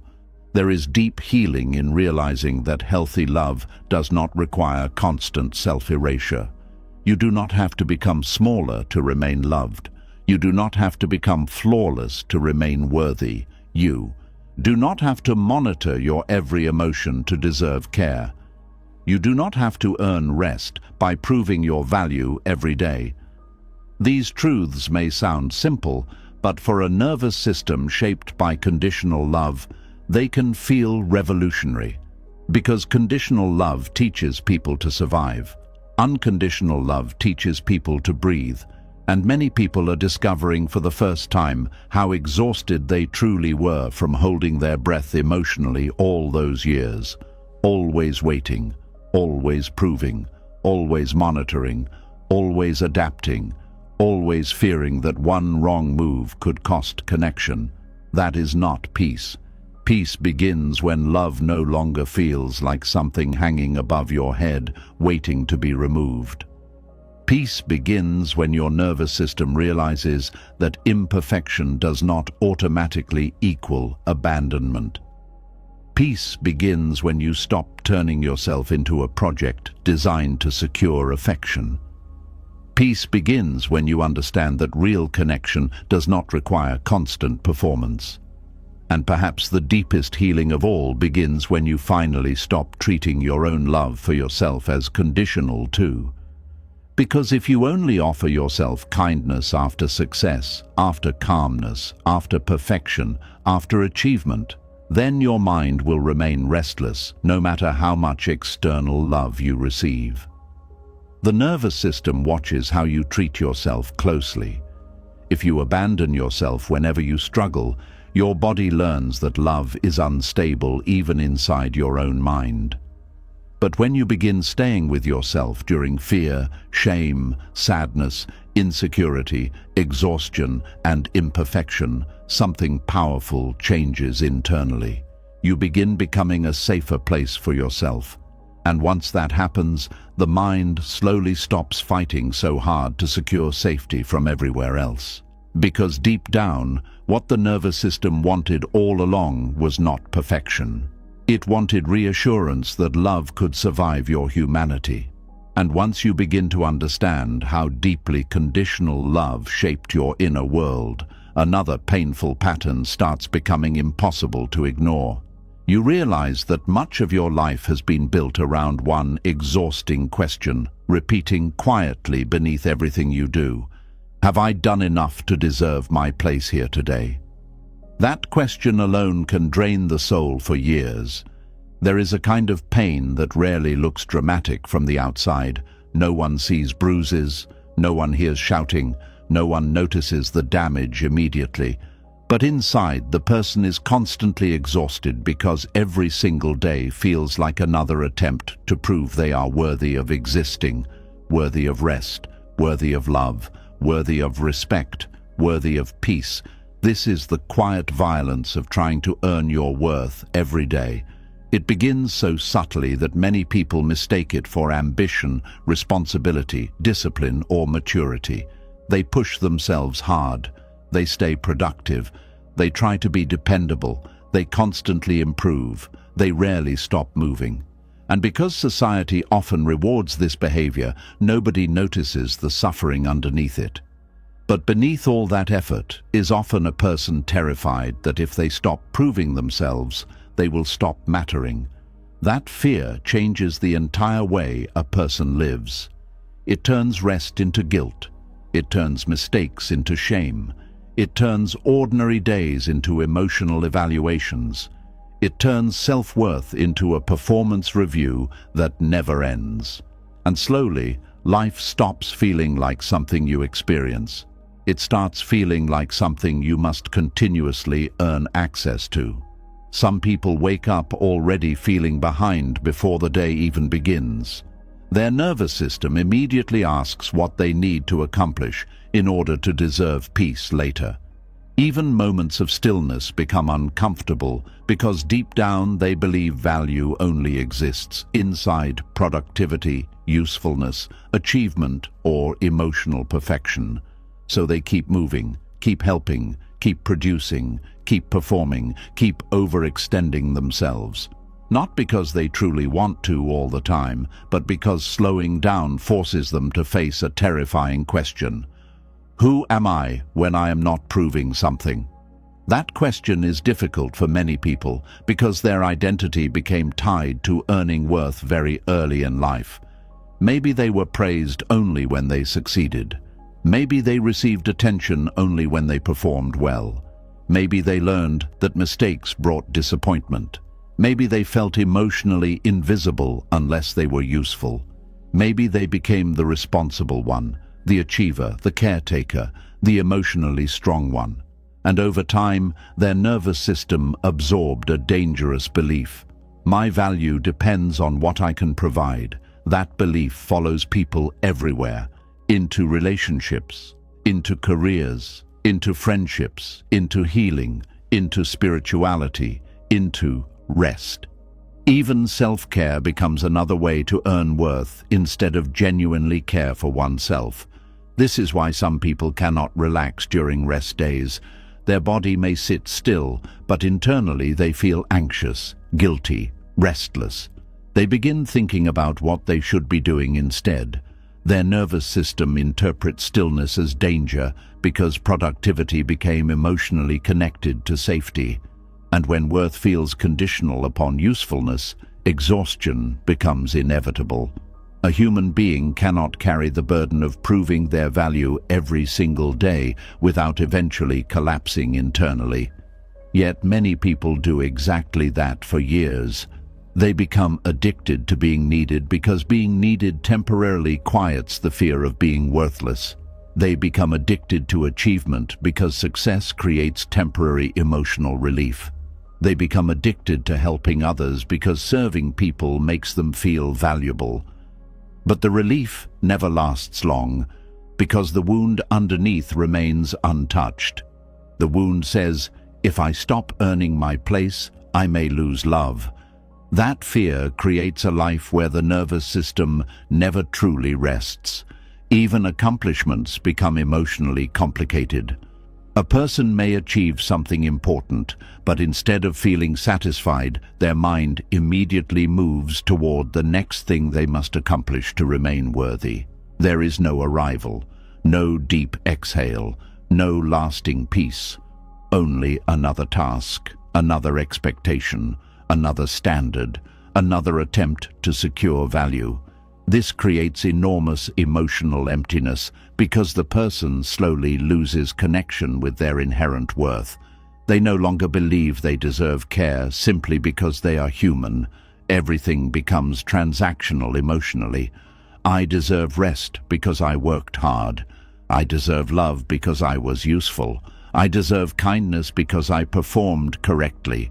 I deserve acceptance because I did not disappoint anyone. But what happens on the days when you are tired? What happens when you fail? What happens when you are emotionally messy? What happens when you cannot perform? People who build their identity around earned worth often struggle deeply during difficult seasons because their self-esteem collapses the moment they cannot maintain performance.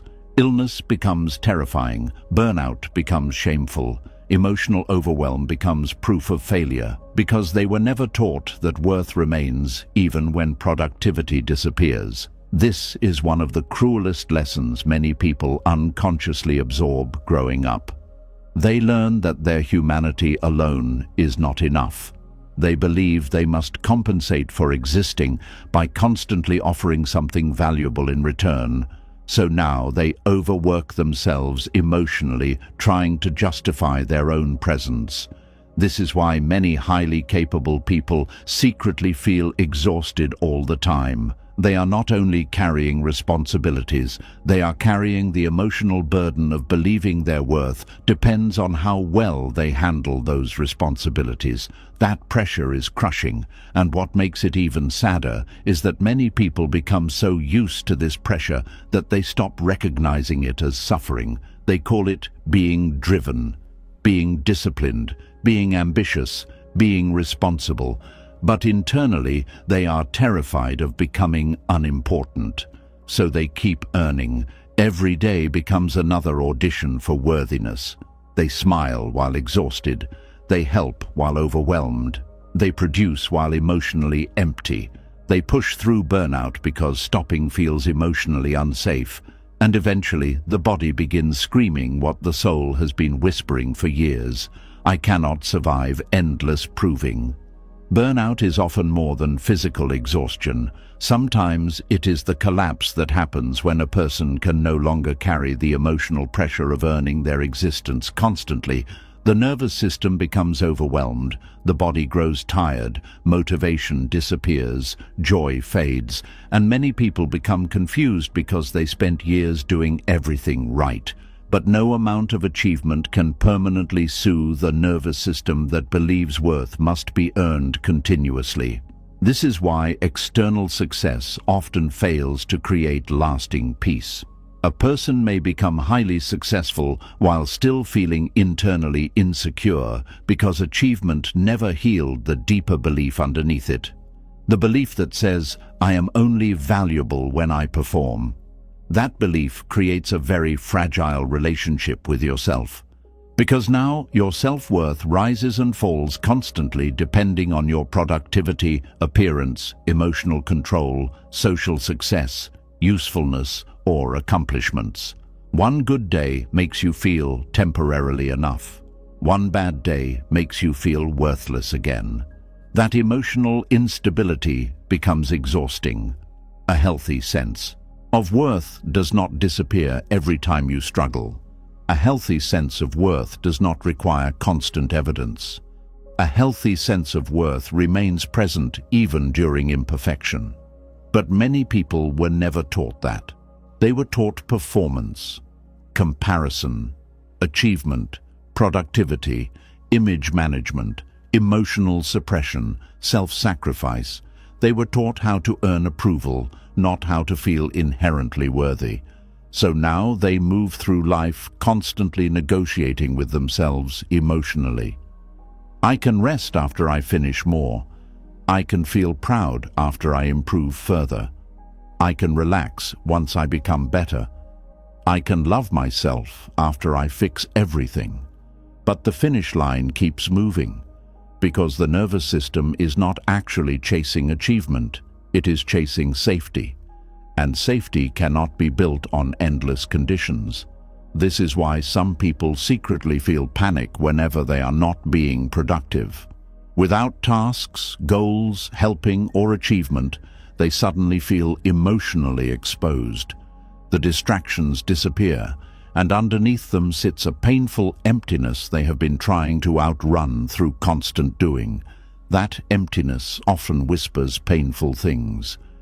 You are falling behind. You are wasting time.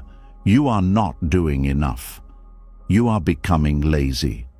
You need to prove yourself again. And because those thoughts feel uncomfortable, the person immediately returns to overworking themselves emotionally, not because they truly want to, because proving feels safer than simply existing. That is heartbreaking, because human beings were never meant to earn the right to feel valuable every single day. A child does not enter the world needing to justify their existence. They simply exist. They laugh, cry, need comfort, rest, explore, feel emotions openly. But somewhere along the way, many people lose permission to exist naturally. They begin shaping themselves around approval. And approval is dangerous when it becomes the foundation of self-worth, because approval is unstable. Some people will approve of you, others will not. Some days you will succeed, other days you will fail. Some seasons you will feel strong, other seasons you will struggle. If your value depends entirely on external outcomes, your inner world will never feel stable. This is why healing often requires grieving the belief that worth must be earned. That grief can feel enormous because many people built their entire identity around proving themselves. If they stop proving, they fear they will disappear emotionally. They fear becoming ordinary, invisible, unimportant. But constantly earning your worth is not living, it is survival. And survival mode eventually steals joy from everything. Even beautiful moments become difficult to enjoy because the mind keeps calculating productivity and value constantly. A vacation feels undeserved. Rest feels wasteful.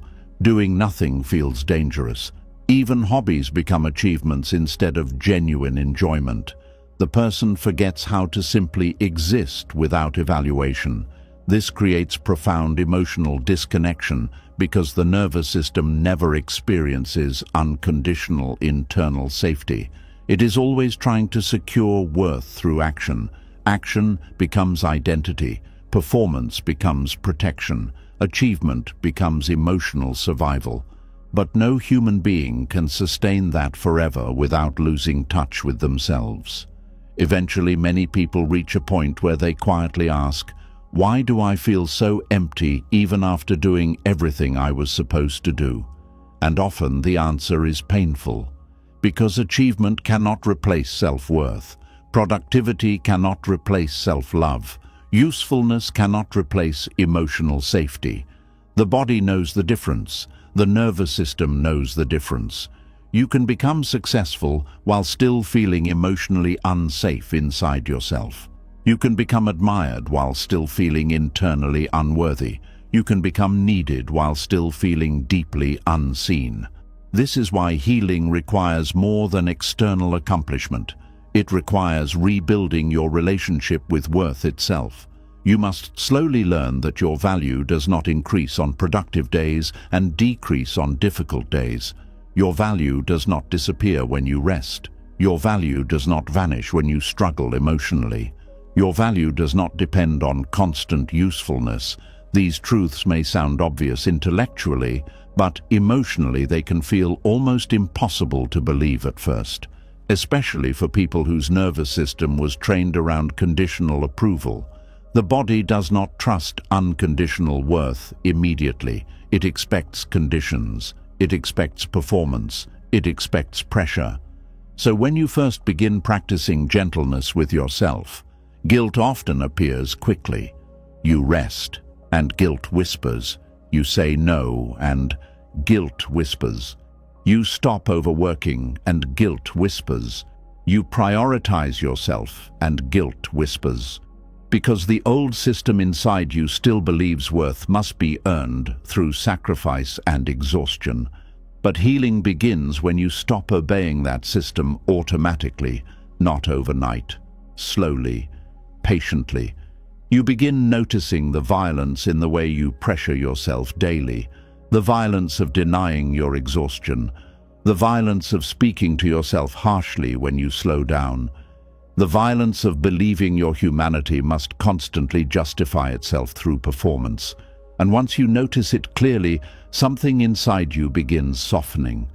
You start realizing how tired you truly are.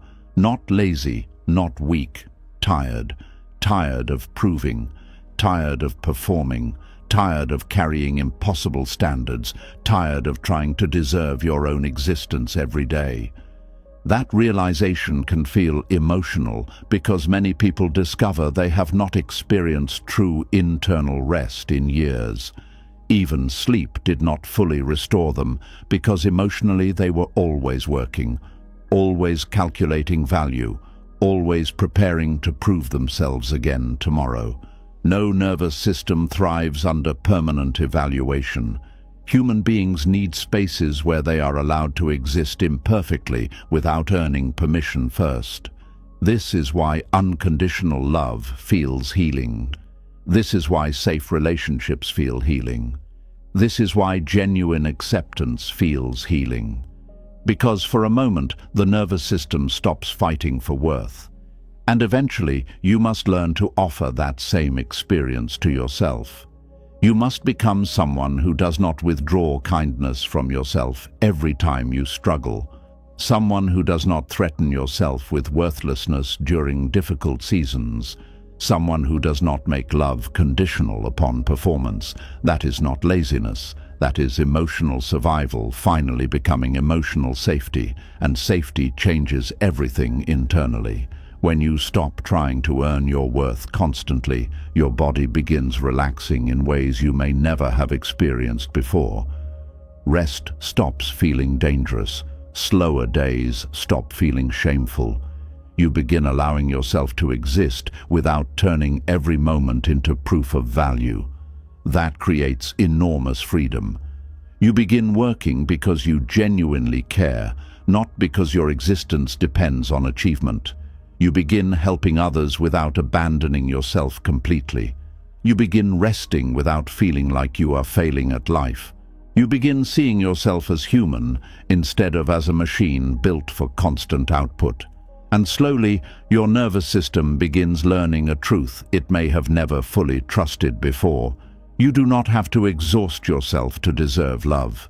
You do not have to suffer constantly to deserve rest.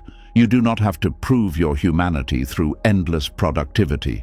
You do not have to earn your worth every morning when you wake up, because your worth was never supposed to be a daily performance. It was always supposed to be something you carried naturally simply because you are alive. And once you begin to see that your worth was never meant to be earned every morning, another quiet question starts rising from a deeper place inside you. If worth was never the reward for achievement, then why did so many things you finally fixed still fail to make you feel whole? Why did the thing you blamed for your unhappiness disappear, only for the emptiness to remain sitting there in silence? There is a strange sadness that comes after finally getting what you thought would save you. For years, you may have told yourself that peace would arrive after one specific thing changed. Maybe you thought you would finally feel enough when your body looked different. Maybe you thought you would finally breathe when your money improved. Maybe you thought everything would feel lighter once you became more confident, more successful, more disciplined, more loved, more respected, more healed. So you worked, you pushed, you waited, you built your hope around that one change, and then it happened. The thing shifted, the goal came closer. The problem got solved. The flaw became smaller. The life looked better from the outside, but inside, something still felt empty. That emptiness can be confusing because it does not make sense at first. You thought the weight would disappear. You thought joy would rush in. You thought your mind would finally say, "There it is. Now I can rest." But instead, after a short moment of relief, the old ache returns in a different form, and now the pain feels even more frightening because the excuse you used to explain it is gone. Before you could say, "I feel this way because I have not fixed that yet," but after you fix it, what do you say?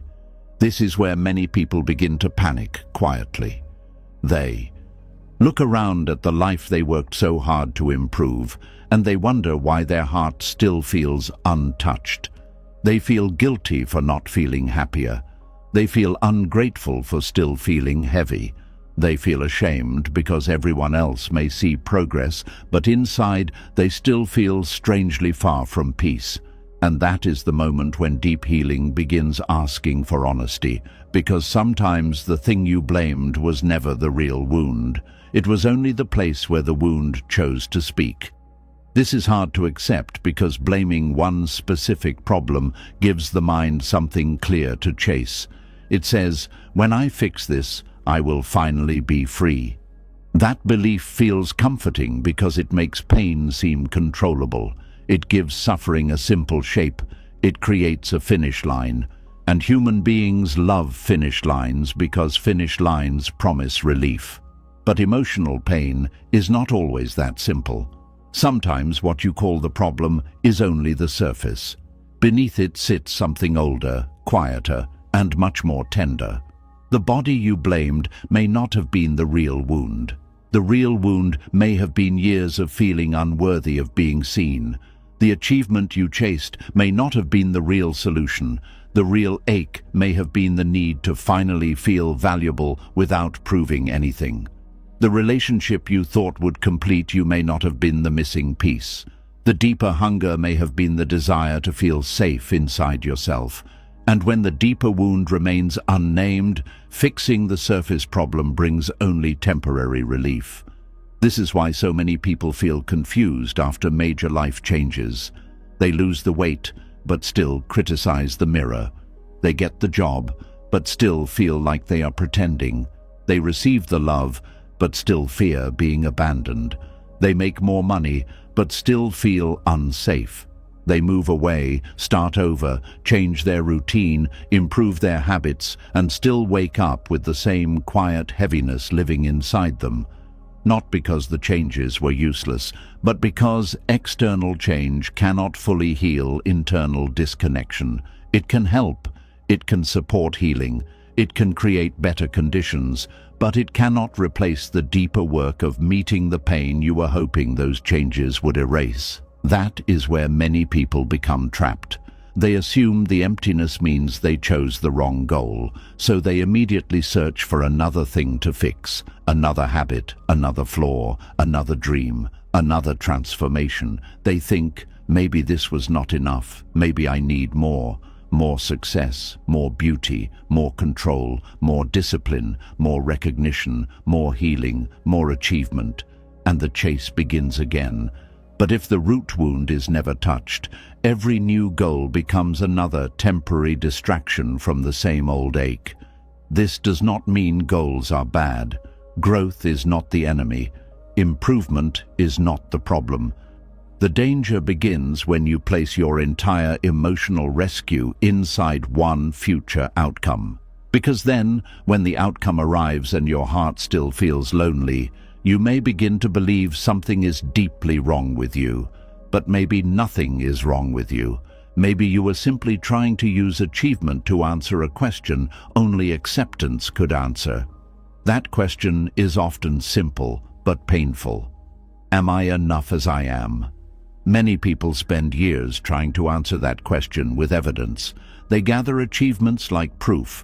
They gather compliments like proof. They gather body changes, money, success, knowledge, discipline, relationships, and approval. They bring all of it before their own wounded heart and say, "See, am I enough now?" But the wounded heart does not heal through evidence alone. It heals through safety. It heals through presence. It heals when you finally stop using life as a courtroom where you must keep proving your worth. This is why you may feel empty after fixing the thing you blamed, because the deeper part of you was not asking for another achievement. It was asking to be heard. It was asking to be comforted. It was asking for permission to stop performing. It was asking you to stop treating the present version of yourself as someone who must be replaced before peace is allowed. There are people who spend years blaming their loneliness on not being attractive enough. So they improve their appearance. They become more polished. People notice them more. They receive more attention. But after the excitement fades, they still feel unseen. Why? Because being looked at is not the same as being known. Attention is not the same as connection. Admiration is not the same as safety. The real wound may never have been appearance. The real wound may have been the fear that if people saw the unpolished self, they would leave. So the mirror changes, but the fear remains. Others blame their emptiness on lack of success. They believe once they achieve something impressive, they will finally feel secure inside. So they work hard, they build, they prove, they win. And for a moment, they feel lifted. But soon the old pressure returns. Now they must maintain the success. Now they must protect the image. Now they must keep proving they deserve the position they reached. The goal that was supposed to free them becomes another cage. Because the deeper wound was not failure. It was conditional worth. And success cannot heal conditional worth if you still believe you are only as valuable as your latest achievement. Some people blame their pain on being single.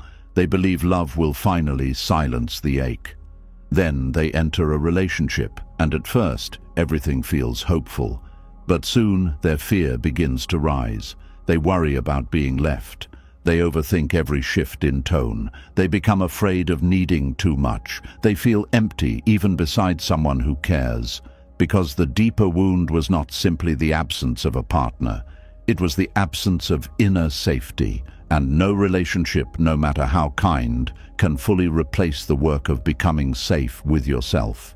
This is not meant to sound discouraging. It is meant to bring clarity, because when you understand this, you stop blaming yourself for not feeling happy after fixing the outer problem. You stop calling yourself ungrateful. You stop thinking you are broken because your heart did not heal on schedule. You begin to see that the emptiness is not proof of failure. It is information. It is your inner world saying, there is something deeper here. That deeper thing often begins with the pain you learn to cover instead of feel. Many people learned early that certain emotions were too inconvenient, too shameful, too dangerous, or too unwanted. So instead of feeling those emotions, they became fixers. If they felt insecure, they fixed their image. If they felt unworthy, they chased achievement. If they felt lonely, they became useful. If they felt afraid, they controlled everything. If they felt ashamed, they tried to become perfect. Fixing became a way to avoid feeling. But feelings do not disappear because you build a better life around them. They wait, quietly, patiently, sometimes for years. And when you finally solve the thing you blamed, those buried feelings may rise because the distraction is gone. The mind no longer has the same excuse. The heart finally has space to speak. And what it says may be uncomfortable. I was never only upset about that. I was carrying something older. This is why emptiness can become a doorway if you do not run from it. Most people immediately try to fill it. They look for another target, another plan, another thing to fix. But what if, for once, you did not rush? What if you let the emptiness speak before trying to silence it? What if the emptiness is not your enemy, but the first honest space you have had in years? Sometimes emptiness appears when a false promise collapses. The promise said, when you fix this, you will finally be whole. Then you fix it, and the promise breaks. At first, that feels painful, but it is also freeing because now you can stop chasing the wrong cure. You can stop handing your entire peace to one future event. You can stop believing that one change will finally make you acceptable to yourself. And you can begin asking better questions, not what else is wrong with me, but what part of me still feels unloved even after this change? Not why am I not happy yet, but what was I hoping this achievement would prove? Not what do I need to fix next, but what have I been avoiding feeling? These questions are gentle, but they are powerful. They move you from self-correction into self-understanding, and self-understanding reaches places self-improvement cannot touch. Because many times the emptiness after a solved problem is grief. Grief that you spent so long believing one flaw was the reason you were unlovable. Grief that you blamed your body, your personality, your past, your sensitivity, your lack of success, your awkwardness, your emotions, when really you were carrying a wound that needed compassion. Grief that you chased a version of yourself you thought would finally deserve kindness, only to realize kindness was needed long before the transformation. That grief deserves gentleness. It is painful to realize that you may have punished yourself for years over something that was never the full truth. Maybe you thought, if I become more confident, I will finally stop feeling small. But the smallness came from years of being dismissed. Maybe you thought, if I become more successful, I will finally stop feeling worthless. But the worthlessness came from never being loved without conditions. Maybe you thought, if I become less emotional, I will finally be easier to love. But your emotions were never the enemy. They were carrying messages you had not learned how to hear. When this becomes clear, the heart may feel tender, because you realize the thing you were fighting was often only the messenger. The body was a messenger. The anxiety was a messenger. The loneliness was a messenger, the insecurity was a messenger, the overthinking was a messenger, the emptiness itself was a messenger, and instead of listening, you may have spent years trying to silence the message by fixing everything around it. That realization can begin a more honest kind of healing. A healing that no longer asks, "How do I become impressive enough to stop hurting?" but asks, "Where did I first learn that I had to be impressive to deserve peace?" This is where depth begins, because surface fixing can make life look better, but deeper healing makes life feel safer. Surface fixing can change your appearance, habits, status, and environment. Deeper healing changes the way you relate to yourself when none of those things are enough to protect you from being human. And that is what many people are truly craving. Not just a better life, a safer inner world. They want to wake up without immediately needing to prove something. They want to rest without guilt. They want to be loved without performing. They want to make mistakes without collapsing into shame. They want to feel joy without fearing it will disappear. They want to exist without constantly checking whether they have earned the right to feel okay. That is the longing underneath many goals. But because the world teaches us to chase visible solutions, we often misread the longing. We think we want the perfect body, when we really want to stop feeling ashamed. We think we want endless success, when we really want to feel secure. We think we want everyone's approval, when we really want to stop abandoning ourselves. We think we want control, when we really want safety. This is why fixing the blamed thing can still leave you empty, because the real desire was not always the thing itself. The real desire was the feeling you thought the thing would finally give you. Peace, belonging, worth, freedom, safety, love. And when the thing does not deliver those feelings permanently, disappointment rises. But disappointment can become wisdom if you let it. It can teach you that no single external fix can carry the full weight of your unhealed heart. It can teach you to stop asking one achievement to do the work of deep acceptance. It can teach you that healing must reach the place where the original belief was formed, the belief that you were not enough, the belief that you had to become more before you could rest, the belief that something about you made love difficult, the belief that peace would arrive only after you corrected yourself completely. Those beliefs are not healed by fixing one problem. They are healed by being questioned, softened, and replaced with something more true. And the truth is, you were never meant to wait until everything was fixed before feeling worthy of tenderness. You deserved tenderness during the struggle. You deserved care before the breakthrough. You deserved patience while you were confused. You deserved compassion even when you were still repeating old patterns. That may be hard to receive because many people only know how to offer themselves kindness after improvement. They say, "I will be gentle with myself once I stop messing up." But that is backwards. Gentleness is not the reward after healing. Gentleness is part of what makes healing possible. This is why emptiness after success can be such an important teacher. It shows you where you were using achievement as permission to finally love yourself. And when the achievement fails to create lasting love, you are invited to stop outsourcing your worth to outcomes. That invitation can feel scary, because if you are no longer chasing one big fix, what do you do with the pain? You sit with it differently. You stop rushing to explain it away. You stop immediately turning it into another project. You listen for what it has been trying to say. Maybe the emptiness says, "I am tired of being useful just to feel valuable." Maybe it says, "I do not know who I am when I am not chasing approval." Maybe it says, "I reached the goal, but I still do not feel safe being myself." Maybe it says, "I wanted this thing to prove I am worthy, but I still do not believe it." That kind of honesty is not weakness. It is a doorway into truth. And truth is often quieter than the goals we chase. It does not always arrive with dramatic emotion. Sometimes it arrives as a tired sigh, a quiet sadness, a strange pause after the celebration, a moment where you finally admit, "This did not heal what I thought it would."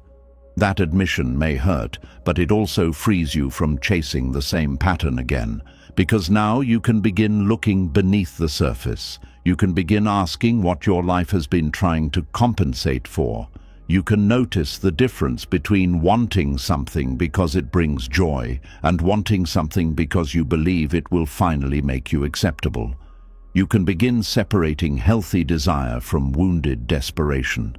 That separation matters. Healthy desire feels expansive. It allows room for peace now and growth later. Wounded desperation feels tight. It says, "I cannot be okay until this changes." Healthy desire says, "This may enrich my life." Wounded desperation says, "This must save my life emotionally." When you understand the difference, your goals become lighter. You can still improve your life, but you stop asking every improvement to become your savior. You can still heal, but you stop treating healing like a final escape from being human. You can still want change, but you stop hating yourself while waiting for change to happen. That is where real freedom begins. Because the emptiness after fixing the thing you blamed is not there to punish you. It is there to redirect you inward. It is there to show you that the deepest pain was never only about the thing you changed. It is there to guide you toward the part of yourself you kept overlooking while chasing solutions. The part that needed comfort, the part that needed safety, the part that needed permission to stop proving, the part that needed love without a condition attached. And when you finally turn toward that part, something soft begins to happen. You stop seeing emptiness as failure. You begin seeing it as space, space where old illusions have fallen away, space where you no longer have to pretend the next fix will save you completely, space where a more honest relationship with yourself can begin. That space may feel quiet at first, maybe even uncomfortable, but peace often begins quietly. It begins when the chase slows down. It begins when the mind stops blaming one thing for all its pain. It begins when you realize that the life you improved still needs a self who feels safe enough to live in it. Because what good is a better life if you still treat yourself like someone unworthy of enjoying it? What good is success if you still cannot rest? What good is admiration if you still feel unseen? What good is change if it only creates another standard to maintain? Deep healing asks you to stop using future improvements as hiding places from present pain. It asks you to meet yourself now, not after the next breakthrough. It asks you to stop turning every ache into a target and start listening to the story underneath it. And when you do that, the emptiness slowly changes. It becomes less like a hole and more like an opening into honesty, an opening into tenderness, an opening into a life where you no longer need to blame one flaw, one failure, one missing achievement, or one unfinished part of yourself for the pain you were never taught how to hold. Because maybe the peace you wanted was never waiting on the other side of fixing that one thing. Maybe it was waiting in the moment you finally stopped asking that one thing to prove you were worthy of love. And once you begin to understand that fixing every external problem cannot heal a deeper wound of worthiness, another fear quietly rises into view. A fear many people carry so deeply that they hardly notice how much it controls their life. The fear of being seen exactly as they are, without achievements, without constant improvement, without evidence that they are becoming better. Because somewhere inside, they believe progress is the only thing protecting them from rejection. There is a painful vulnerability in standing still long enough for people to see you without your usual signs of growth.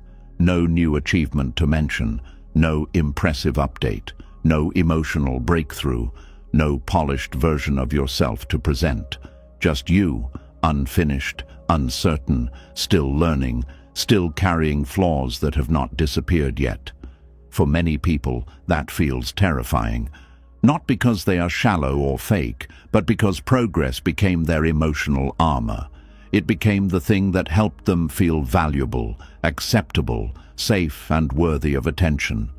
As long as they were improving, healing, achieving, evolving, or overcoming something, they could avoid the deeper fear underneath it all. What if I am not enough without all of this?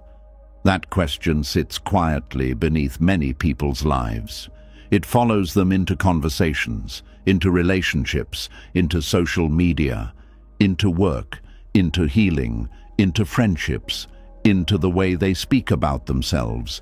They feel pressure to always be moving forward, always becoming wiser, stronger, healthier, calmer, more successful, more emotionally evolved. Because if progress stops, they fear exposure. Exposure of the insecure self, the confused self, the exhausted self, the version of them that still struggles, the version that is not inspiring, impressive, or fully healed yet. This creates a strange emotional performance where people begin organizing their identity around visible improvement. They become attached not only to growth itself, but to appearing like someone who is always growing. And while growth can be beautiful, constantly needing to appear improved becomes emotionally exhausting, because human beings are not machines designed for endless upward motion. Some seasons are slow, some seasons are messy, some seasons are uncertain, some seasons involve grief, confusion, setbacks, stillness, or emotional exhaustion. But many people secretly feel ashamed during those seasons because they no longer know how to exist without a mask of progress. This mask can look different for everyone. For some people, it is productivity. They stay busy constantly, so nobody notices how emotionally lost they feel inside. As long as they are accomplishing things, they feel protected from deeper vulnerability. For others, the mask is healing itself. They always speak about personal growth, breakthroughs, self-awareness, emotional intelligence, and transformation. But privately, they feel terrified of being seen in moments where they are still struggling deeply. Others use confidence as the mask. They appear strong, independent, calm, and unbothered, while secretly carrying enormous fear of being emotionally exposed. And some people use helpfulness.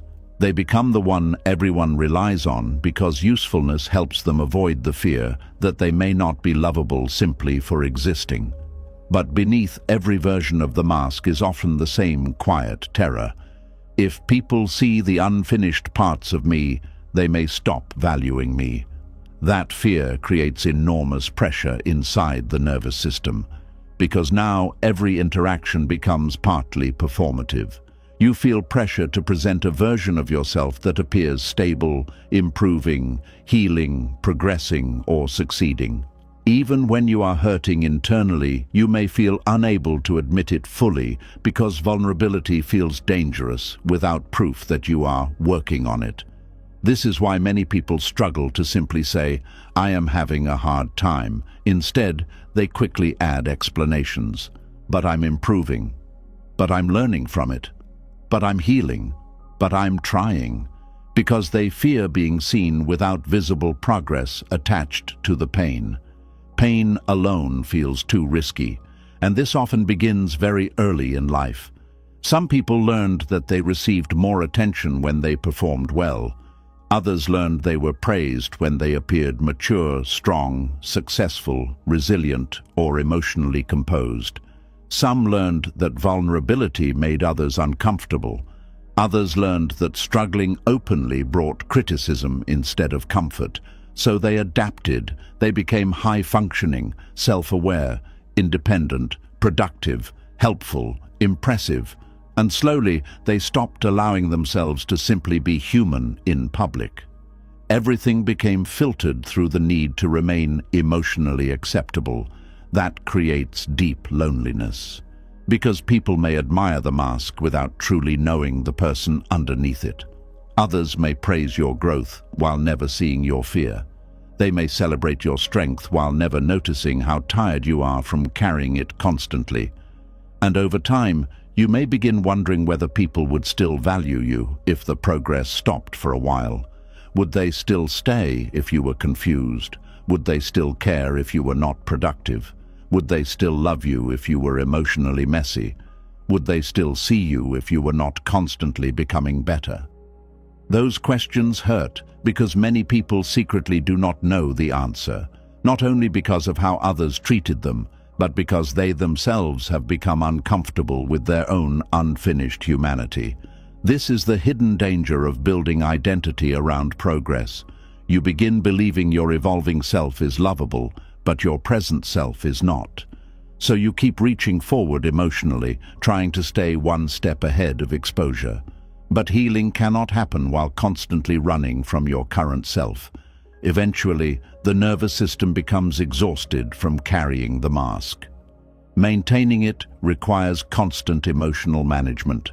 You monitor how you appear. You carefully choose what struggles to reveal. You edit your emotions into digestible forms. You turn pain into wisdom quickly because raw pain feels too unsafe to show. And this creates emotional disconnection from yourself, because some feelings do not need immediate transformation. Some feelings simply need room to exist honestly. Grief does not always arrive with a lesson immediately. Confusion does not always become clarity overnight. Some seasons are unresolved for a while. But many people feel guilty for unresolved emotions because they believe healing should always look like visible progress. So instead of sitting honestly with themselves, they rush to improve their pain into something presentable. That rush creates emotional loneliness. The nervous system never fully experiences acceptance because even vulnerability becomes partly managed. The person may share their struggles, but only the polished version. Only the version already packaged with growth, insight, or progress attached. Rarely the raw version. Rarely the uncertain version. Rarely the deeply unfinished version. And yet, those hidden parts often carry the deepest need for compassion. There is something profoundly healing about being seen without your usual armor and discovering you are still worthy of care. But many people avoid this experience because they are terrified the opposite will happen. They fear people will lose respect, interest, attraction, admiration, or love once the polished image cracks. So they continue performing progress. Even exhaustion becomes hidden. Even loneliness becomes hidden. Even fear becomes hidden beneath motivational language and emotional composure. But the body always knows when something is being carried alone. This is why some people feel emotionally tired even around people who love them. They are not resting fully in connection because they are still partially managing perception. A part of them remains emotionally guarded. A part of them is still asking, "Am I acceptable like this?" That question keeps the nervous system alert. True rest requires safety. And safety becomes difficult when you believe your value depends on remaining emotionally impressive. Many people secretly fear stagnation, not only because they want growth, but because stagnation feels like exposure. If they stop progressing, they worry others will finally notice the flaws they were trying to outrun through achievement and healing. This fear becomes especially strong in cultures obsessed with optimization. Everywhere, people are told to become better versions of themselves constantly, heal faster, achieve more, stay disciplined, stay productive, stay emotionally evolved, keep growing. And while growth itself is not harmful, turning growth into identity can quietly create shame around simply being human. Because human beings are cyclical, not mechanical. Some seasons expand you, others slow you down. Some seasons are full of clarity, others are full of uncertainty. Some seasons feel strong, others feel fragile. This is normal. But people wearing a mask of progress often feel unable to tolerate their own slower seasons. They panic when they are not improving visibly. They feel guilty when they are emotionally stuck. They compare themselves constantly to who they think they should be by now. And underneath all of it is often the same fear. If I stop progressing, people may finally see the parts of me I have been hiding. That fear can become so powerful that even healing becomes performative. The person begins measuring their emotional worth by how evolved they appear. They pressure themselves to heal beautifully, to suffer gracefully, to process perfectly, to emerge wiser quickly. But healing is not always graceful. Sometimes it is messy. Sometimes it is repetitive. Sometimes it is quiet. Sometimes it looks like surviving one difficult day without abandoning yourself. The nervous system does not heal according to performance timelines. It heals through safety, honesty, and consistency. And honesty requires removing the mask eventually, not all at once, gently, slowly. You begin admitting when you are tired instead of pretending you are growing through everything effortlessly. You begin allowing yourself to be uncertain without apologizing for it immediately. You begin realizing that your worth does not disappear during slower seasons. That realization changes something deep inside the body, because the body is exhausted from constant self-presentation. It is exhausted from trying to appear emotionally acceptable at all times. It is exhausted from needing every struggle to become proof of growth instantly. There is tremendous relief in finally allowing yourself to exist without performing improvement constantly. To simply say, I do not know. I am struggling. I am tired. I am still figuring this out. Without immediately trying to transform those statements into something inspirational, that honesty creates real connection. Not performance-based connection, human connection. The kind where you no longer need to earn care through emotional perfection. Many people have spent years believing they must become emotionally impressive to deserve love. So they hide their neediness, hide their confusion, hide their fear, hide their grief, hide the parts that still feel small, but hiding creates isolation. Because the hidden self never fully experiences acceptance, only the mask does. And eventually, the soul becomes lonely from being unseen. This is why some people secretly crave spaces where they no longer have to perform strength constantly, spaces where they can exhale emotionally, spaces where they do not have to prove they are healing beautifully, spaces where they are allowed to simply be human without explanation.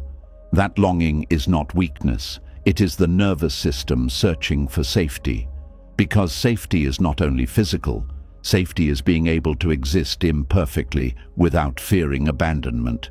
Safety is being emotionally visible without feeling shame. Safety is knowing you do not have to transform your pain into productivity before deserving compassion.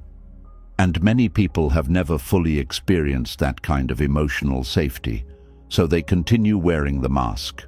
The smiling mask, the productive mask, the healed mask, the independent mask, the wise mask, the successful mask, the emotionally composed mask.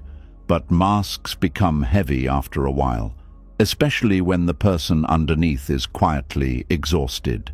This exhaustion often shows up in subtle ways. The person may lose motivation suddenly, feel emotionally numb, avoid vulnerability, withdraw socially, feel anxious without understanding why, become deeply tired around people, not because they are broken, because maintaining emotional performance consumes enormous energy. The nervous system longs for rest from constant self-management. This is why removing the mask often feels both terrifying and liberating at the same time. Terrifying because vulnerability risks rejection, liberating because authenticity finally allows the body to stop bracing so intensely. And authenticity does not mean oversharing every wound publicly. It means you stop abandoning your real feelings internally just to maintain an image. That distinction matters. A person can appear composed while still remaining emotionally honest with themselves privately. They can stop forcing every emotion into a progress narrative. They can stop turning every struggle into evidence of personal failure. This creates enormous inner freedom. Because now healing is no longer about appearing transformed all the time. It becomes about remaining connected to yourself honestly through every season.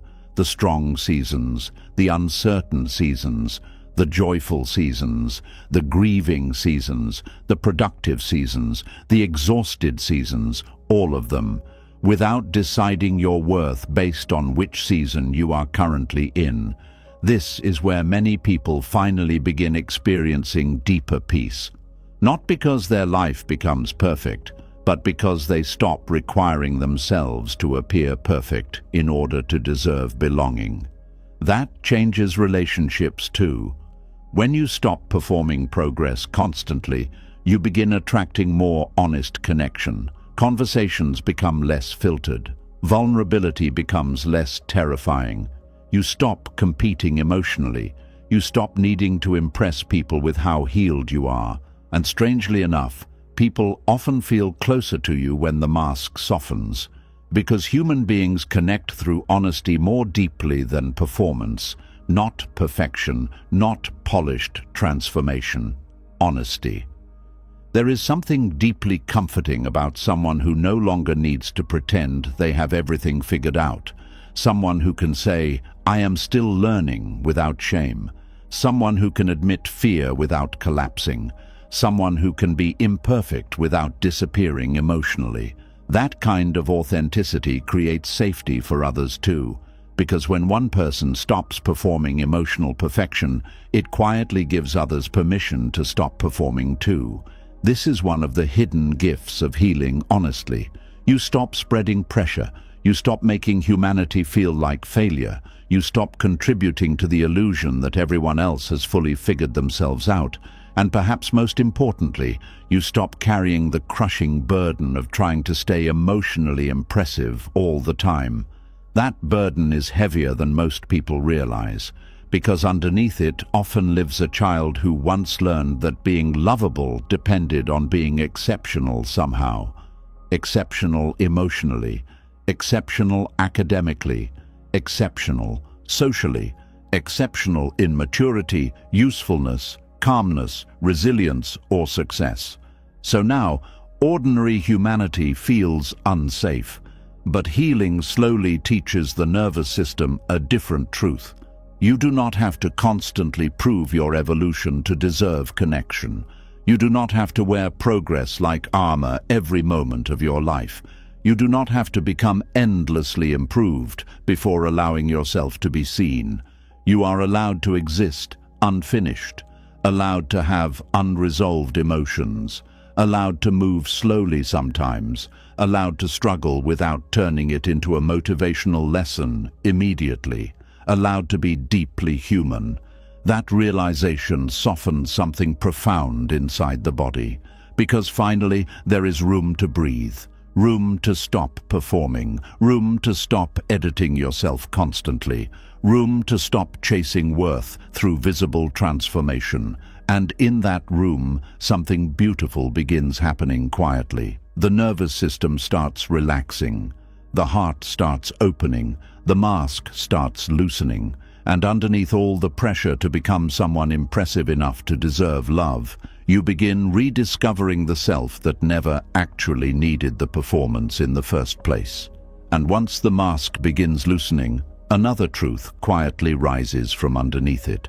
Many of the ways you criticize yourself today were not born from self-hatred originally. They began as survival. They began as ways a younger version of you tried to stay safe, loved, accepted, or emotionally protected in environments that did not always feel steady. And when you finally see that clearly, something inside you begins to soften. There are moments in adulthood that seem small on the surface, but trigger enormous reactions inside the body. A certain tone of voice makes your chest tighten.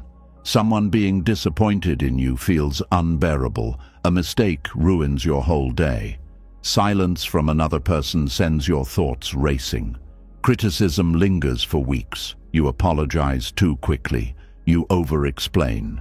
You feel guilty resting. You panic when someone seems upset with you. And deep down, part of you already knows the reaction is bigger than the moment itself. That is because the body is not only responding to the present, it is remembering the past. Many of the habits people now call overthinking, people-pleasing, perfectionism, emotional sensitivity, or self-criticism did not appear randomly. They were built slowly during childhood as ways to survive emotionally. A child who grows up in unpredictability becomes watchful. A child who grows up around criticism becomes self-correcting. A child who grows up around emotional distance becomes hyper-aware of other people's moods. A child who feels unsafe learns to adapt quickly, and adaptation keeps children alive emotionally. The problem is that the nervous system often carries those same survival habits into adulthood long after the original environment is gone. So now, as an adult, you may still be living emotionally as if danger is always nearby. You may criticize yourself before others can. You may monitor your behavior constantly. You may overwork to avoid feeling worthless. You may become terrified of disappointing people. You may hide emotions because vulnerability once felt unsafe.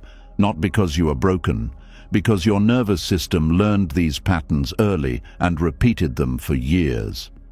This changes the way you see yourself, because when people only look at the adult behavior without understanding the original pain underneath it, they often shame themselves unfairly. They call themselves weak, needy, dramatic, too sensitive, too anxious, too emotional, too difficult. But many times those reactions are simply old survival strategies still trying to protect you. A child who had to stay alert to avoid conflict may become an adult who cannot relax fully around people. A child who learned love could disappear after mistakes may become an adult obsessed with perfection. A child who felt unseen may become an adult who constantly seeks validation. A child who was punished for emotions may become an adult disconnected from their own feelings. A child who had to become emotionally mature too early may become an adult who struggles to rest. None of these patterns appeared out of nowhere. And understanding that creates compassion, not excuses. Compassion. There is a huge difference. Compassion does not mean harmful behaviors should never change. It means you stop approaching yourself like an enemy while trying to understand why those behaviors exist in the first place. Because people heal differently when they feel understood instead of attacked. Many adults still carry an inner environment shaped by childhood emotional conditions. If love felt unstable, they still expect instability. If criticism felt constant, they still criticize themselves automatically. If emotional safety was rare, they still struggle to trust calmness fully. This is why certain reactions feel almost automatic. The nervous system does not pause and think logically first. It reacts according to old emotional conditioning. A person who grew up around anger may panic during small disagreements. A person who grew up feeling invisible may overperform to gain attention. A person who grew up being blamed may carry chronic guilt. A person who grew up around emotional unpredictability may struggle to trust peaceful relationships. The adult mind may know the present moment is different, but the body still carries the old emotional map. That map shapes everything quietly.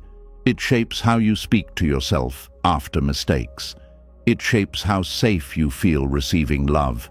It shapes how much rest you allow yourself. It shapes how you respond to criticism. It shapes how much pressure you place on yourself daily. And many people spend years blaming themselves for reactions that originally developed to help them survive emotionally. This is why self-criticism often feels so deeply automatic. It was not originally about self-hatred, it was about self-protection.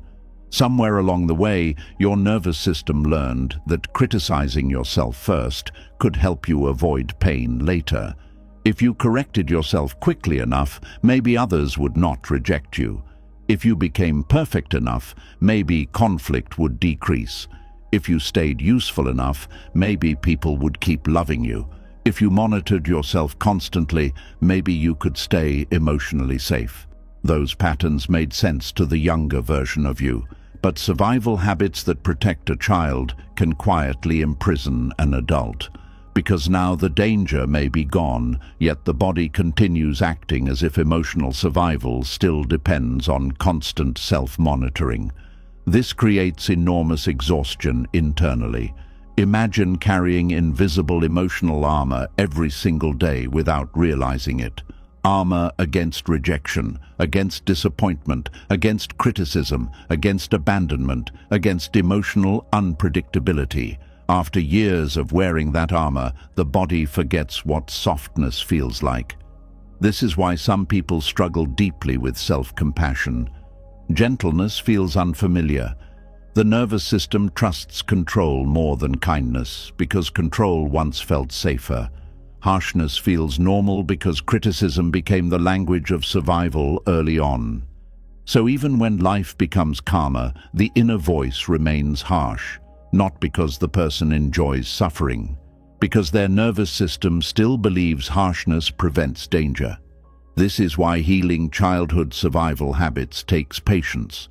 You are not only changing thoughts, you are teaching the body that it no longer has to survive the same way. That takes time. The body learns through repetition, safety, and experience, not through shame. Many people unknowingly continue parenting themselves the same way they were emotionally treated growing up. If they were criticized often, they criticize themselves automatically. If they were emotionally dismissed, they dismiss their own feelings now. If they were expected to be perfect, they continue demanding perfection internally. And because these patterns feel familiar, they can feel strangely correct, even when they hurt deeply. This is one of the hardest parts of healing, realizing that the voice in your head may not actually be your true voice. It may be an internalized survival system shaped by years of emotional conditioning. That realization can feel emotional because suddenly you begin seeing yourself differently. You stop asking, "What is wrong with me?" and begin asking, "What happened to me that taught me to survive this way?" That question opens the door to deeper understanding, because there is usually a reason underneath the reaction. The person who over-explains may have once been misunderstood constantly. The person who fears disappointing others may have once experienced love as emotionally unstable. The person who apologizes excessively may have once been blamed unfairly. The person who struggles to rest may have once learned that worth depended on usefulness. The person who hides emotions may have once learned vulnerability was unsafe. These patterns were intelligent adaptations once, but now they may be creating suffering instead of protection. This is where healing becomes complicated emotionally, because part of you may want to let go of these habits, while another part fears letting go will create danger. The nervous system often clings to old patterns, not because they feel good, but because they feel familiar. Familiarity can feel safer than freedom, even painful familiarity. That is why many people stay trapped in cycles of overthinking, self-criticism, perfectionism, or emotional suppression long after those patterns stop helping them.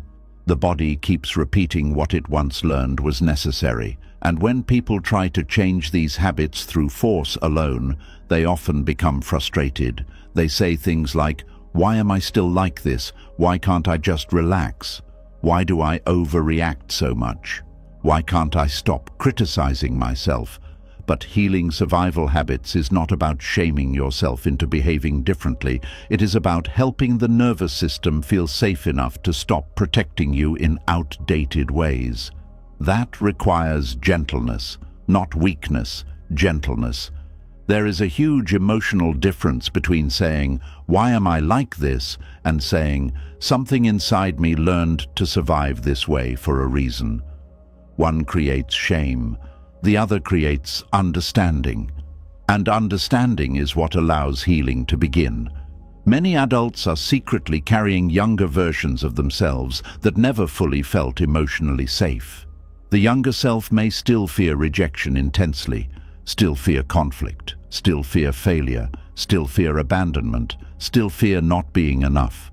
And because those fears were never fully soothed, they continue shaping adult behavior quietly from underneath.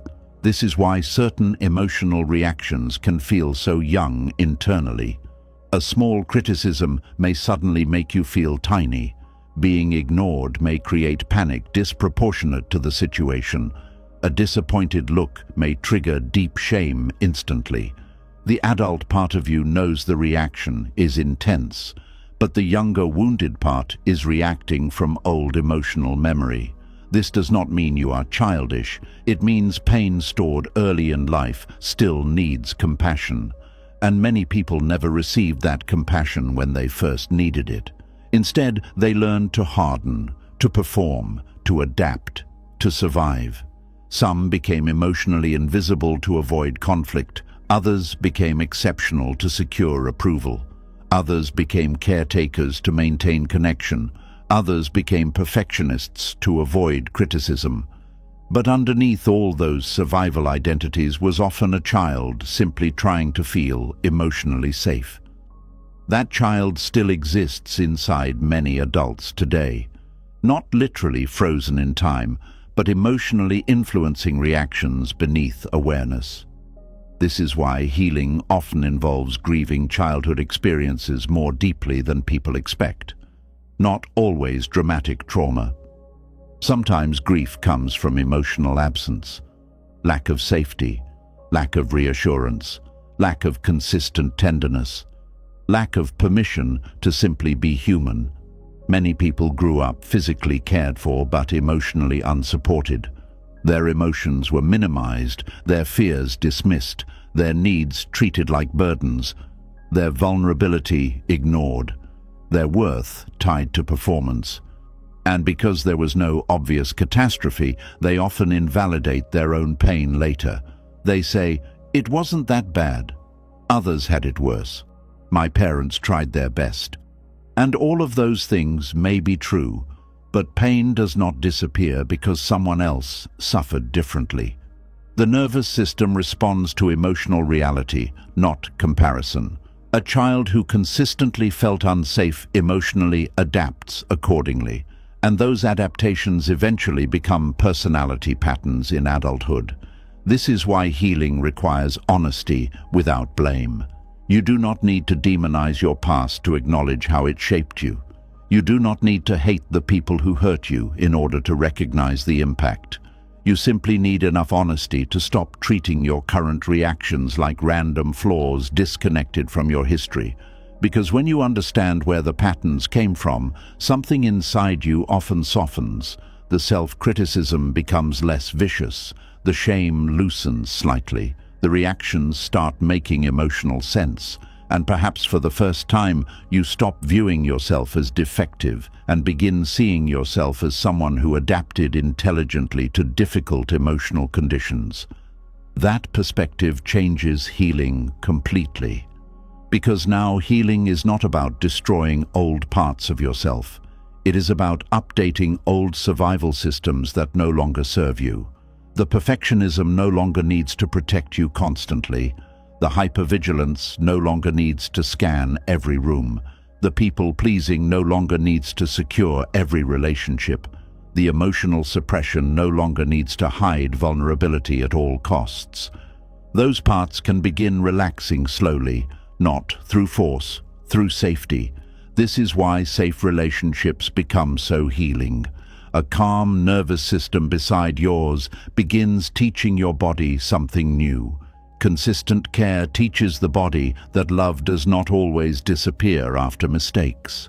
Healthy boundaries teach the body that conflict does not automatically equal abandonment. Emotional honesty teaches the body that vulnerability can survive connection.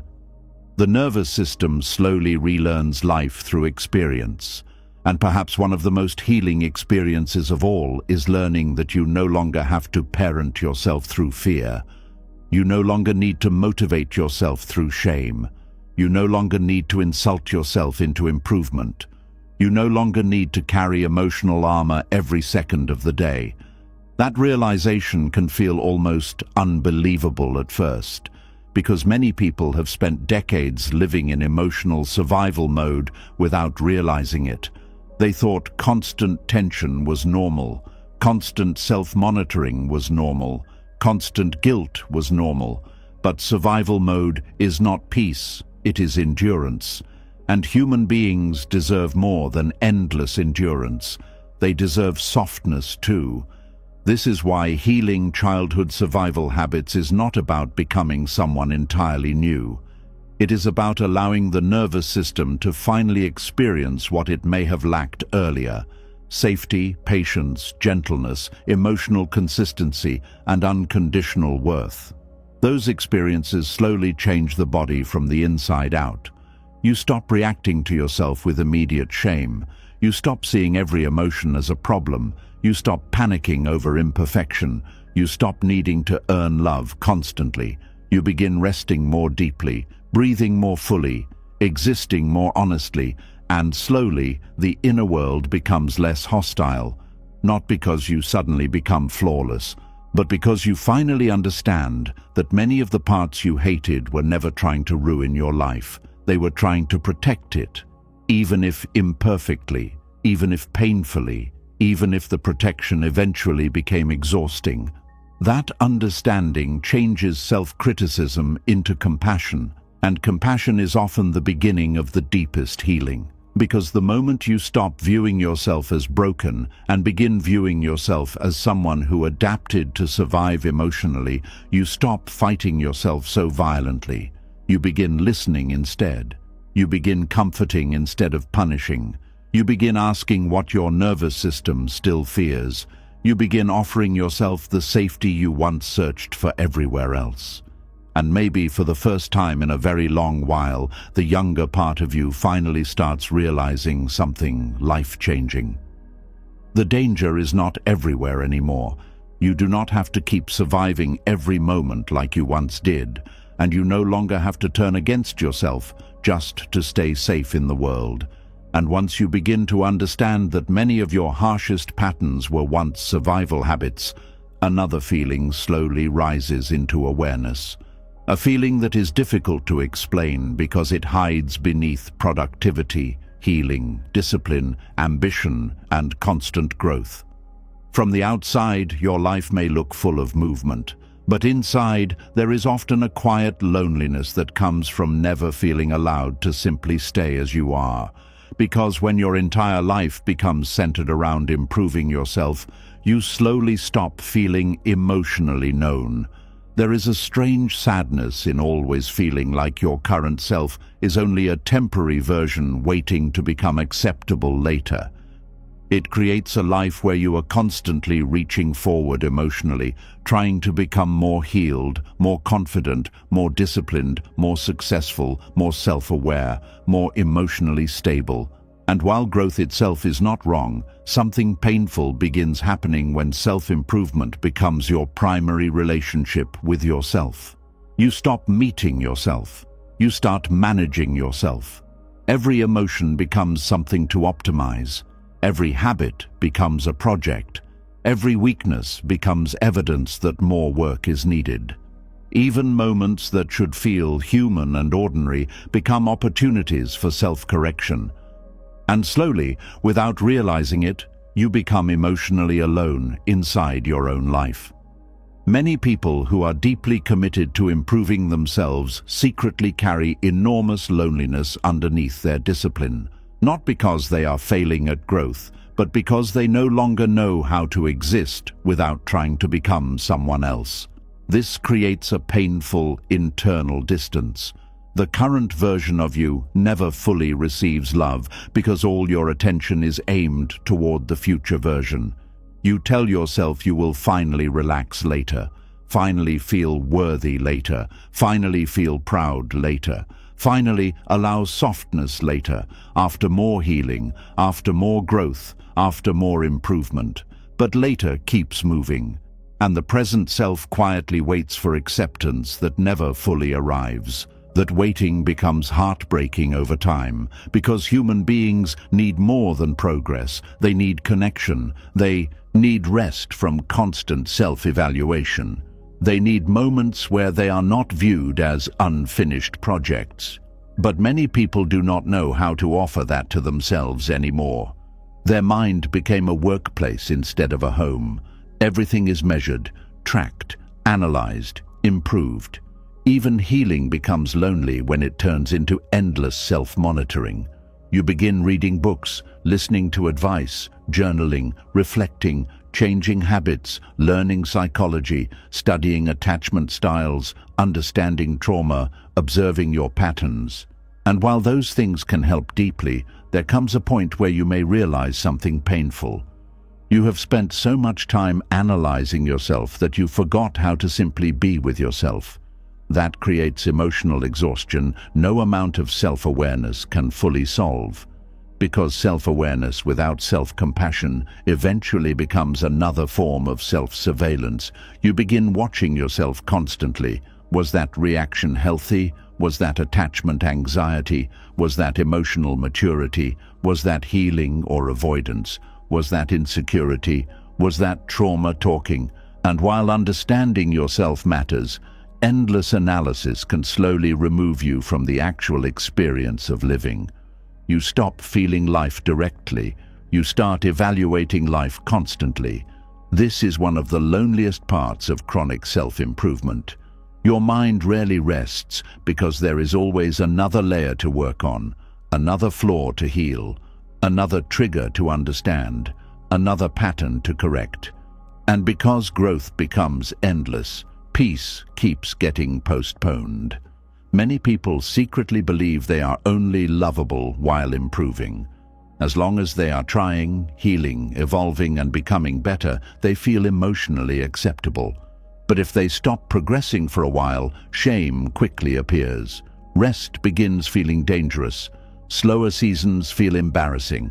Emotional setbacks feel humiliating because their identity became attached to growth itself. Not healthy growth, compulsive growth. Growth driven by fear of remaining the same. That fear creates isolation inside the self. You begin feeling disconnected not only from others, but from your own current experience. Even your sadness becomes interrupted by improvement language. Even your pain becomes something you rush to transform into wisdom quickly. You rarely allow yourself to simply struggle honestly without turning it into another lesson or breakthrough.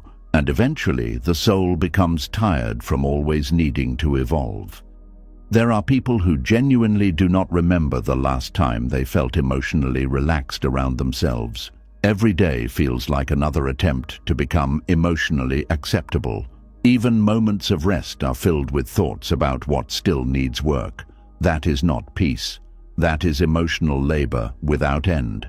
And what makes this loneliness so strange is that it often exists even when other people admire you. Others may see your discipline, your growth, your intelligence, your self-awareness, your maturity, but inside you may still feel profoundly unseen because nobody is really meeting the current version of you. Not even you. Everyone is focused on the version you are becoming, including yourself. That creates grief, because the present self quietly disappears underneath all the improvement. The anxious self, the tired self, the confused self, the grieving self, the ordinary self, the deeply human self. All of those parts may quietly feel abandoned while you chase the future version you believe will finally deserve peace. This is why many people feel emotionally disconnected after years of intense self-work. They know how to analyze themselves perfectly, but they do not know how to comfort themselves gently. They understand their wounds intellectually, but they still struggle to feel emotionally safe. They have learned endless strategies for becoming better, but they have forgotten how to simply sit beside themselves without trying to change something immediately. That kind of loneliness is difficult to explain to others, because from the outside, it may look like you are doing everything right. You are growing, healing, learning, improving. But internally, there is still distance between you and yourself. The current version of you still feels emotionally unchosen. This often begins in childhood without people realizing it. Many children learn that love, praise, or safety come through achievement, maturity, usefulness, emotional control, or constant self-improvement. So they grow into adults who unconsciously believe they must continuously evolve in order to deserve connection. The nervous system becomes addicted to self-improvement because improvement feels safer than simply existing. As long as you are progressing, you can avoid the terrifying fear that maybe who you are right now is not enough. That fear sits underneath many people's obsession with growth. Not because growth is wrong, because self-rejection is exhausting, and many people are using growth to escape self-rejection instead of heal it. This is why the loneliness becomes so deep. You are always leaving the current version of yourself behind emotionally. You keep reaching toward another future self, while the present self quietly waits for compassion. The body feels that abandonment, it feels the pressure, it feels the endless striving, it feels the constant message saying, "You are not there yet." And eventually, even accomplishments stop feeling satisfying because the nervous system no longer knows how to arrive anywhere emotionally. One breakthrough only creates another goal. One healed pattern reveals another flaw. One success creates another expectation. There is no emotional landing place, only endless becoming that can make life feel strangely hollow even while you are improving externally, because human beings do not only need growth, they need belonging, they need softness, they need spaces where they are not performing transformation constantly, they need moments where they are not measuring themselves. But many people fear stillness because stillness removes the distraction of becoming. Without constant progress, unresolved loneliness rises to the surface. The person suddenly feels the emotional distance they have been outrunning through productivity and healing. This is why some people stay permanently busy with self-work. If they stop, they may finally feel how alone they have been with themselves. That realization can feel devastating at first. You may suddenly notice how rarely you speak to yourself gently. How often your inner voice sounds like a coach, critic, therapist, or evaluator instead of a companion. You may realize you have spent years trying to improve yourself without ever deeply accepting yourself, and acceptance is what creates emotional belonging inside the self. Without acceptance, growth becomes cold, mechanical, transactional. You become someone constantly managing your humanity instead of living it. This affects relationships deeply too. People who are always trying to improve themselves often struggle to feel truly known by others because they keep editing themselves in real time. They present the healing version, the wise version, the improving version, the emotionally aware version, but rarely the unfinished version, rarely the deeply uncertain version, rarely the exhausted version that simply wants to stop trying so hard for a moment. So even in connection, loneliness remains.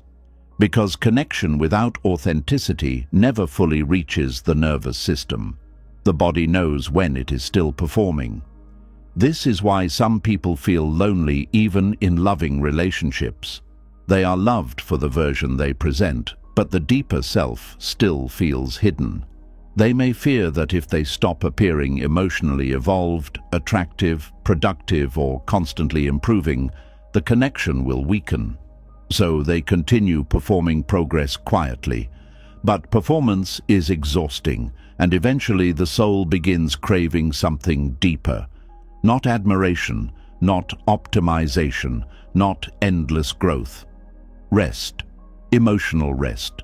The kind of rest that comes when you no longer need to constantly become someone else in order to feel worthy of staying connected to yourself.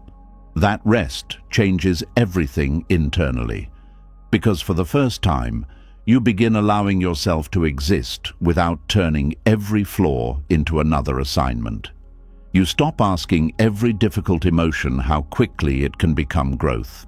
You stop treating yourself like a never-ending self-improvement project. And strangely enough, this is often where real healing deepens, not when you push harder, when you soften enough to stop abandoning yourself during imperfect seasons.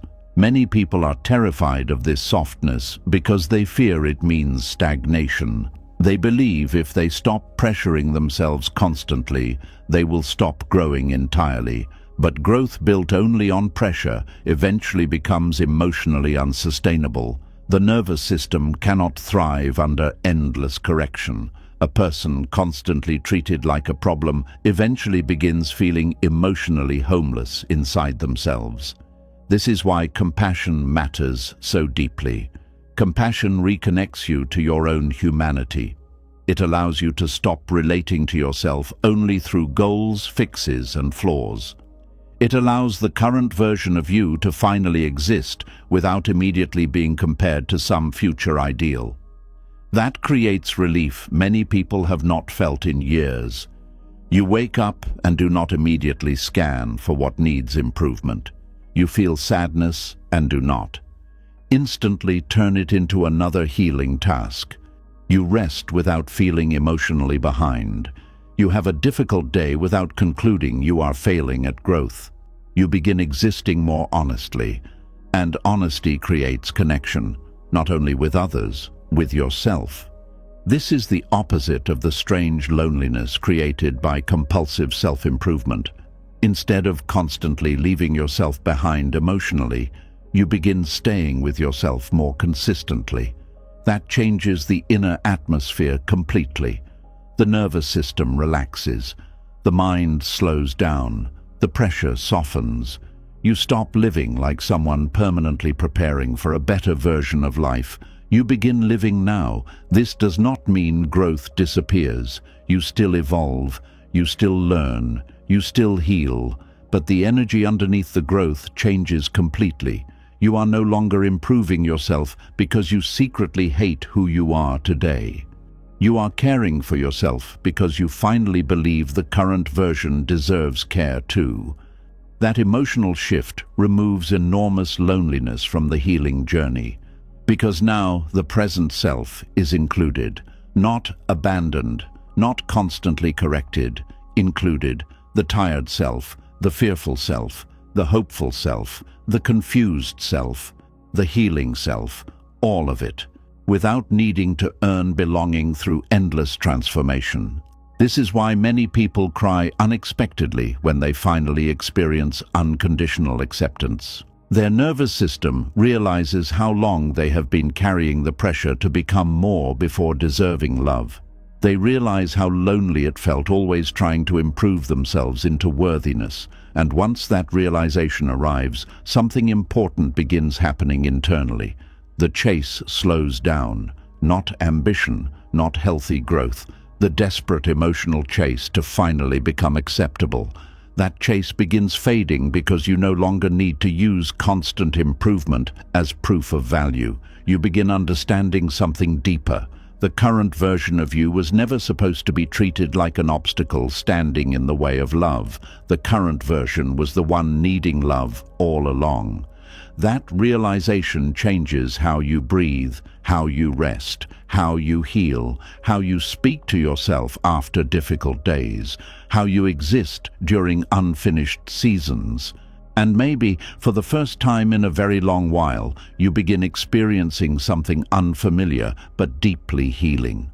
You begin feeling less alone inside your own life, not because all your flaws disappeared, not because your healing became complete, but because you finally stopped forcing yourself to earn connection with yourself through endless improvement.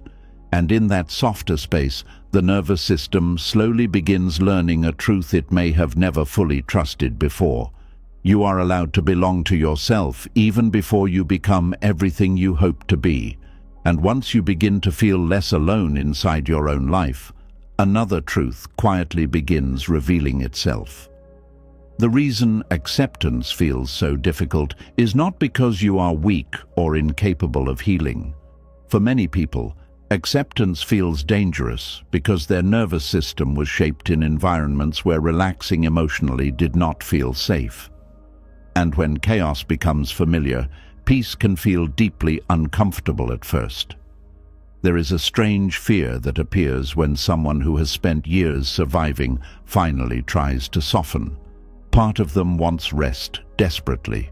They are tired of overthinking, tired of carrying emotional armor, tired of proving themselves constantly, but another part of them becomes afraid the moment they stop fighting, because fighting once kept them safe. This is why acceptance can feel terrifying to people who grew up around emotional unpredictability. To someone whose nervous system was shaped by chaos, tension feels normal. Hypervigilance feels responsible. Worry feels protective. Constant self-monitoring feels necessary. So when life finally offers calmness, the body does not immediately trust it. It waits for something to go wrong.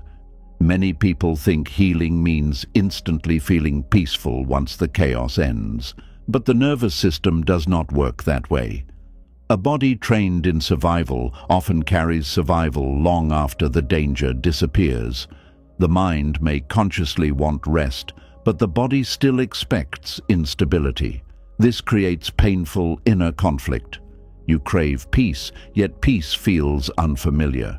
You crave acceptance, yet acceptance feels unsafe. You crave softness, yet softness makes your body tense. Not because you enjoy suffering, because chaos trained your nervous system to associate tension with preparedness. And preparedness once meant survival. A child who grows up around emotional unpredictability learns quickly that relaxing completely can become dangerous. If a parent's mood changes suddenly, the child becomes watchful. If love feels inconsistent, the child becomes alert. If conflict appears unexpectedly, the child learns to anticipate emotional shifts before they happen. The nervous system adapts intelligently. It says, stay ready, stay aware, stay careful, stay emotionally prepared. That adaptation may protect the child in chaotic environments. But later in adulthood, the same survival system can quietly steal peace from everyday life, because now the body no longer knows how to feel safe in calmness. Stillness feels suspicious, rest feels irresponsible, acceptance feels like letting your guard down too much. And this becomes especially painful during healing, because people often become frustrated with themselves. They say things like, "Why can't I just relax? Why do I feel anxious when things are finally okay? Why does peace make me uncomfortable?" The answer is often heartbreaking in its simplicity. Your nervous system learned that safety depended on staying alert. This is why some people sabotage peaceful moments without understanding why. When life becomes calm, the body begins searching for danger automatically because chaos once felt familiar. The absence of tension can actually trigger anxiety because the nervous system mistakes calmness for vulnerability. For someone raised in emotional unpredictability, hypervigilance becomes identity. They become the one who thinks ahead, the one who anticipates problems, the one who prepares for disappointment, the one who notices every shift in mood, the one who cannot fully relax around uncertainty. And over time, they begin believing this constant tension is simply their personality. But often, it is survival. This is important to understand because many people shame themselves for nervous system responses that once protected them emotionally. They criticize themselves for being anxious, overthinking, emotionally reactive, or unable to trust peace. But the body is not trying to ruin their life. It is trying to prevent old pain from happening again. That changes the conversation entirely, because now healing is no longer about forcing yourself to calm down. It becomes about helping the nervous system slowly understand that the present is different from the past. And that takes patience. A nervous system trained in chaos does not immediately trust acceptance, because acceptance feels too exposed. If you stop scanning for danger, what happens if danger returns? If you stop criticizing yourself, what happens if you become careless? If you stop preparing for rejection, what happens if rejection suddenly appears again? These fears live deep in the body, not always consciously. Sometimes they show up quietly through behavior. You struggle to enjoy good moments fully because you expect them to disappear. You feel guilty during rest because your body equates stillness with vulnerability. You stay emotionally guarded even with kind people. You over-prepare for conversations. You replay mistakes constantly. You feel uneasy when life becomes too calm. All of these responses make emotional sense when seen through the lens of survival. A nervous system shaped by chaos often believes that constant tension prevents future pain. So letting go of tension feels risky. Acceptance feels like lowering defenses. Peace feels temporary. Trust feels dangerous. This is why many people unconsciously recreate emotional chaos in adulthood. Not because they want suffering, but because the nervous system feels more familiar inside intensity than calmness. Calmness feels uncertain. Chaos feels recognizable. A healthy relationship may feel emotionally confusing because there is less unpredictability to track. A peaceful day may create restlessness because the body is waiting for disruption. Even kindness can feel suspicious because the nervous system expects hidden conditions. This creates deep emotional exhaustion. The person becomes trapped between craving peace and fearing it at the same time. That tension affects every area of life. Relationships become difficult because vulnerability feels unsafe. Rest becomes difficult because stillness activates anxiety. Self-acceptance becomes difficult because criticism once felt protective. Joy becomes difficult because the body expects loss. And perhaps most painfully, the person begins distrusting their own softness. They believe if they stop pushing themselves constantly, everything will fall apart. This belief often develops in childhood environments where emotional safety depended on staying alert. Maybe the child became the emotional caretaker in the family. Maybe they had to predict moods to avoid conflict. Maybe they learned to stay hyper-aware because unpredictability carried emotional consequences. So now, as adults, they carry enormous tension inside the nervous system without realizing how much energy it consumes. The body never fully rests. Even sleep may not feel restorative because internally the nervous system remains partially activated.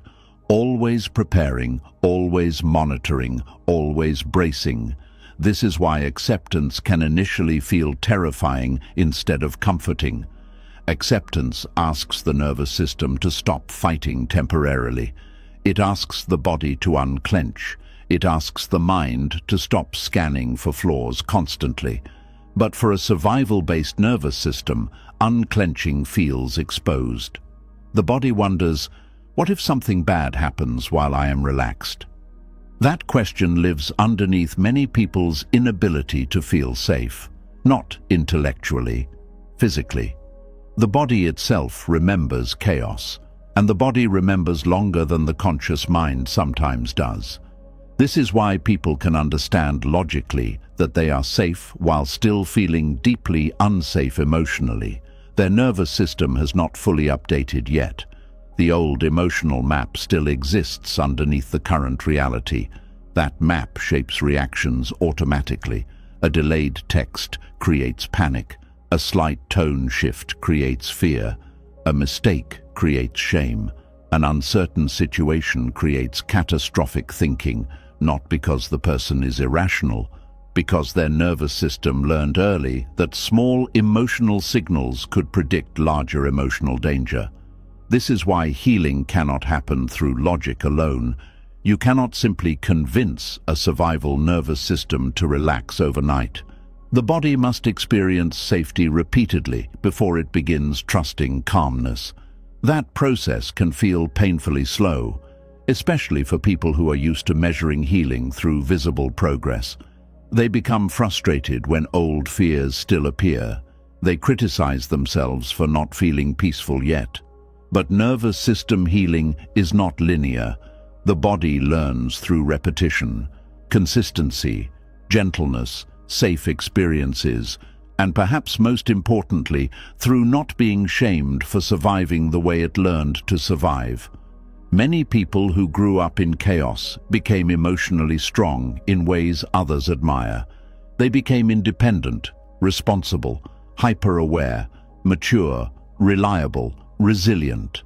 But underneath those strengths is often a person who never fully learned how to rest emotionally. Their body became organized around protection instead of peace. So even after leaving chaotic environments, they continue carrying chaos internally through tension, overthinking, perfectionism, self-criticism, emotional suppression, or hypervigilance. This is why some people feel deeply uncomfortable when life finally becomes stable. Stability removes distraction. It removes the constant adrenaline of survival. And suddenly, emotions that were buried underneath years of coping begin rising slowly to the surface. Grief appears, loneliness appears, exhaustion appears, fear appears. The person may become confused because they thought calmness would immediately feel healing. Instead, calmness sometimes creates space for long-suppressed emotions to finally emerge. That can feel overwhelming, but it is often part of healing. The body is finally safe enough to stop surviving constantly, so hidden emotions begin asking to be felt. This is why acceptance becomes such an important part of recovery from chaos. Acceptance teaches the nervous system that not every emotion requires emergency action. Not every fear requires immediate fixing. Not every uncomfortable feeling signals danger. Acceptance says, you are allowed to breathe here. You do not need to prepare for disaster every second. You do not need to earn safety through tension. But learning this can feel emotionally terrifying at first, because tension once created the illusion of control. The person believes that if they stay vigilant enough, maybe they can prevent future pain. Yet, hypervigilance never truly creates peace. It only creates exhaustion. No nervous system can remain permanently alert without eventually becoming overwhelmed. This is why so many people who grew up in chaos secretly feel tired all the time, not physically lazy, emotionally overactivated. Their body has spent years carrying invisible tension without enough opportunities to fully relax. That tension becomes so normal they stop noticing it. Tight shoulders, clenched jaw, racing thoughts, difficulty resting, difficulty trusting, difficulty slowing down, difficulty believing good things will last, all signs of a nervous system still expecting instability.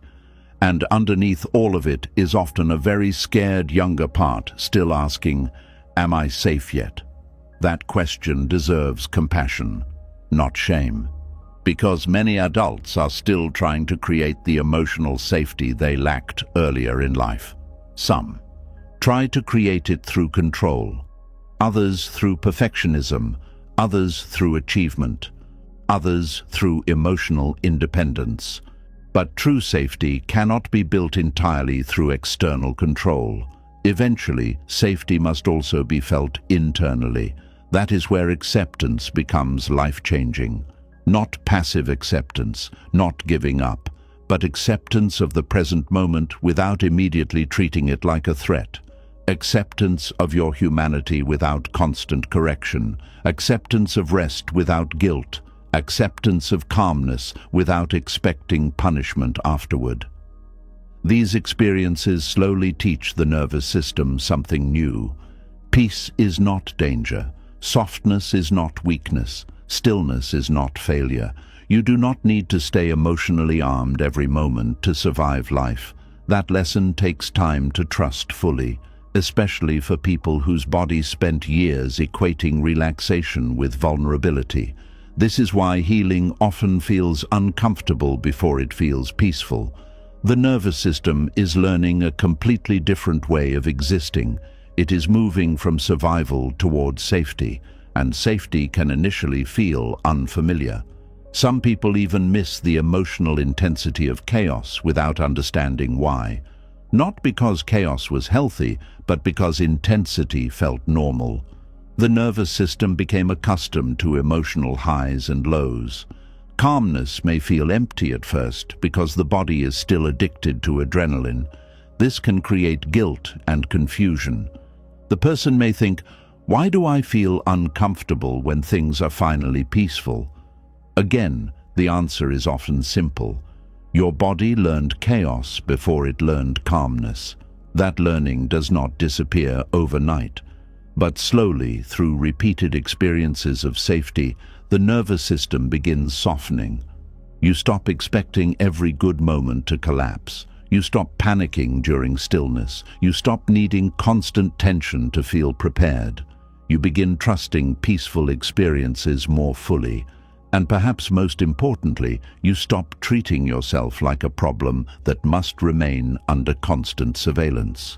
That shift changes everything internally, because now the body begins experiencing what it may have lacked for years: permission to unclench, permission to rest emotionally, permission to stop bracing constantly, permission to exist without preparing for emotional disaster every moment. That permission can feel deeply emotional because many people realize how long they have lived in survival mode without fully understanding it. They thought they were simply anxious, simply intense, simply perfectionistic, simply overthinkers. But underneath those labels was often a nervous system shaped by unpredictability. And once you understand that, compassion naturally begins replacing shame. You stop asking, "Why am I like this?" You begin asking, "What did my nervous system survive that made these reactions feel necessary?" That question softens the inner world, because now you are no longer fighting yourself constantly. You are listening, understanding, reassuring, reparenting. And slowly, the body begins learning a new emotional reality. You do not have to stay in survival mode forever. You do not have to remain emotionally guarded every second. You do not have to earn peace through hypervigilance. You do not have to keep carrying chaos inside your body long after the chaos itself has ended. That realization changes the relationship with acceptance completely. Acceptance no longer feels like danger. It begins feeling like relief. Not instant relief. Gradual relief. The kind that arrives slowly as the nervous system realizes it no longer has to fight for safety every waking moment. The kind that teaches the body how to breathe deeply again. The kind that reminds the heart it no longer has to prepare constantly for emotional collapse. The kind that allows softness to stop feeling threatening. And maybe that is one of the deepest forms of healing a person can experience. Not becoming perfect, not eliminating fear completely, but finally teaching a nervous system shaped by chaos that peace is not something it has to fear anymore. Maybe deep healing was never about becoming a perfect person. Maybe it was about finally putting down the pressure to constantly repair yourself. Through all these lessons, one truth kept returning again and again. You are not a machine that needs endless fixing.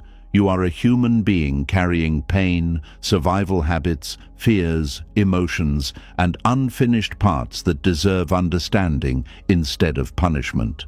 For so long, you may have treated every flaw like proof you were failing.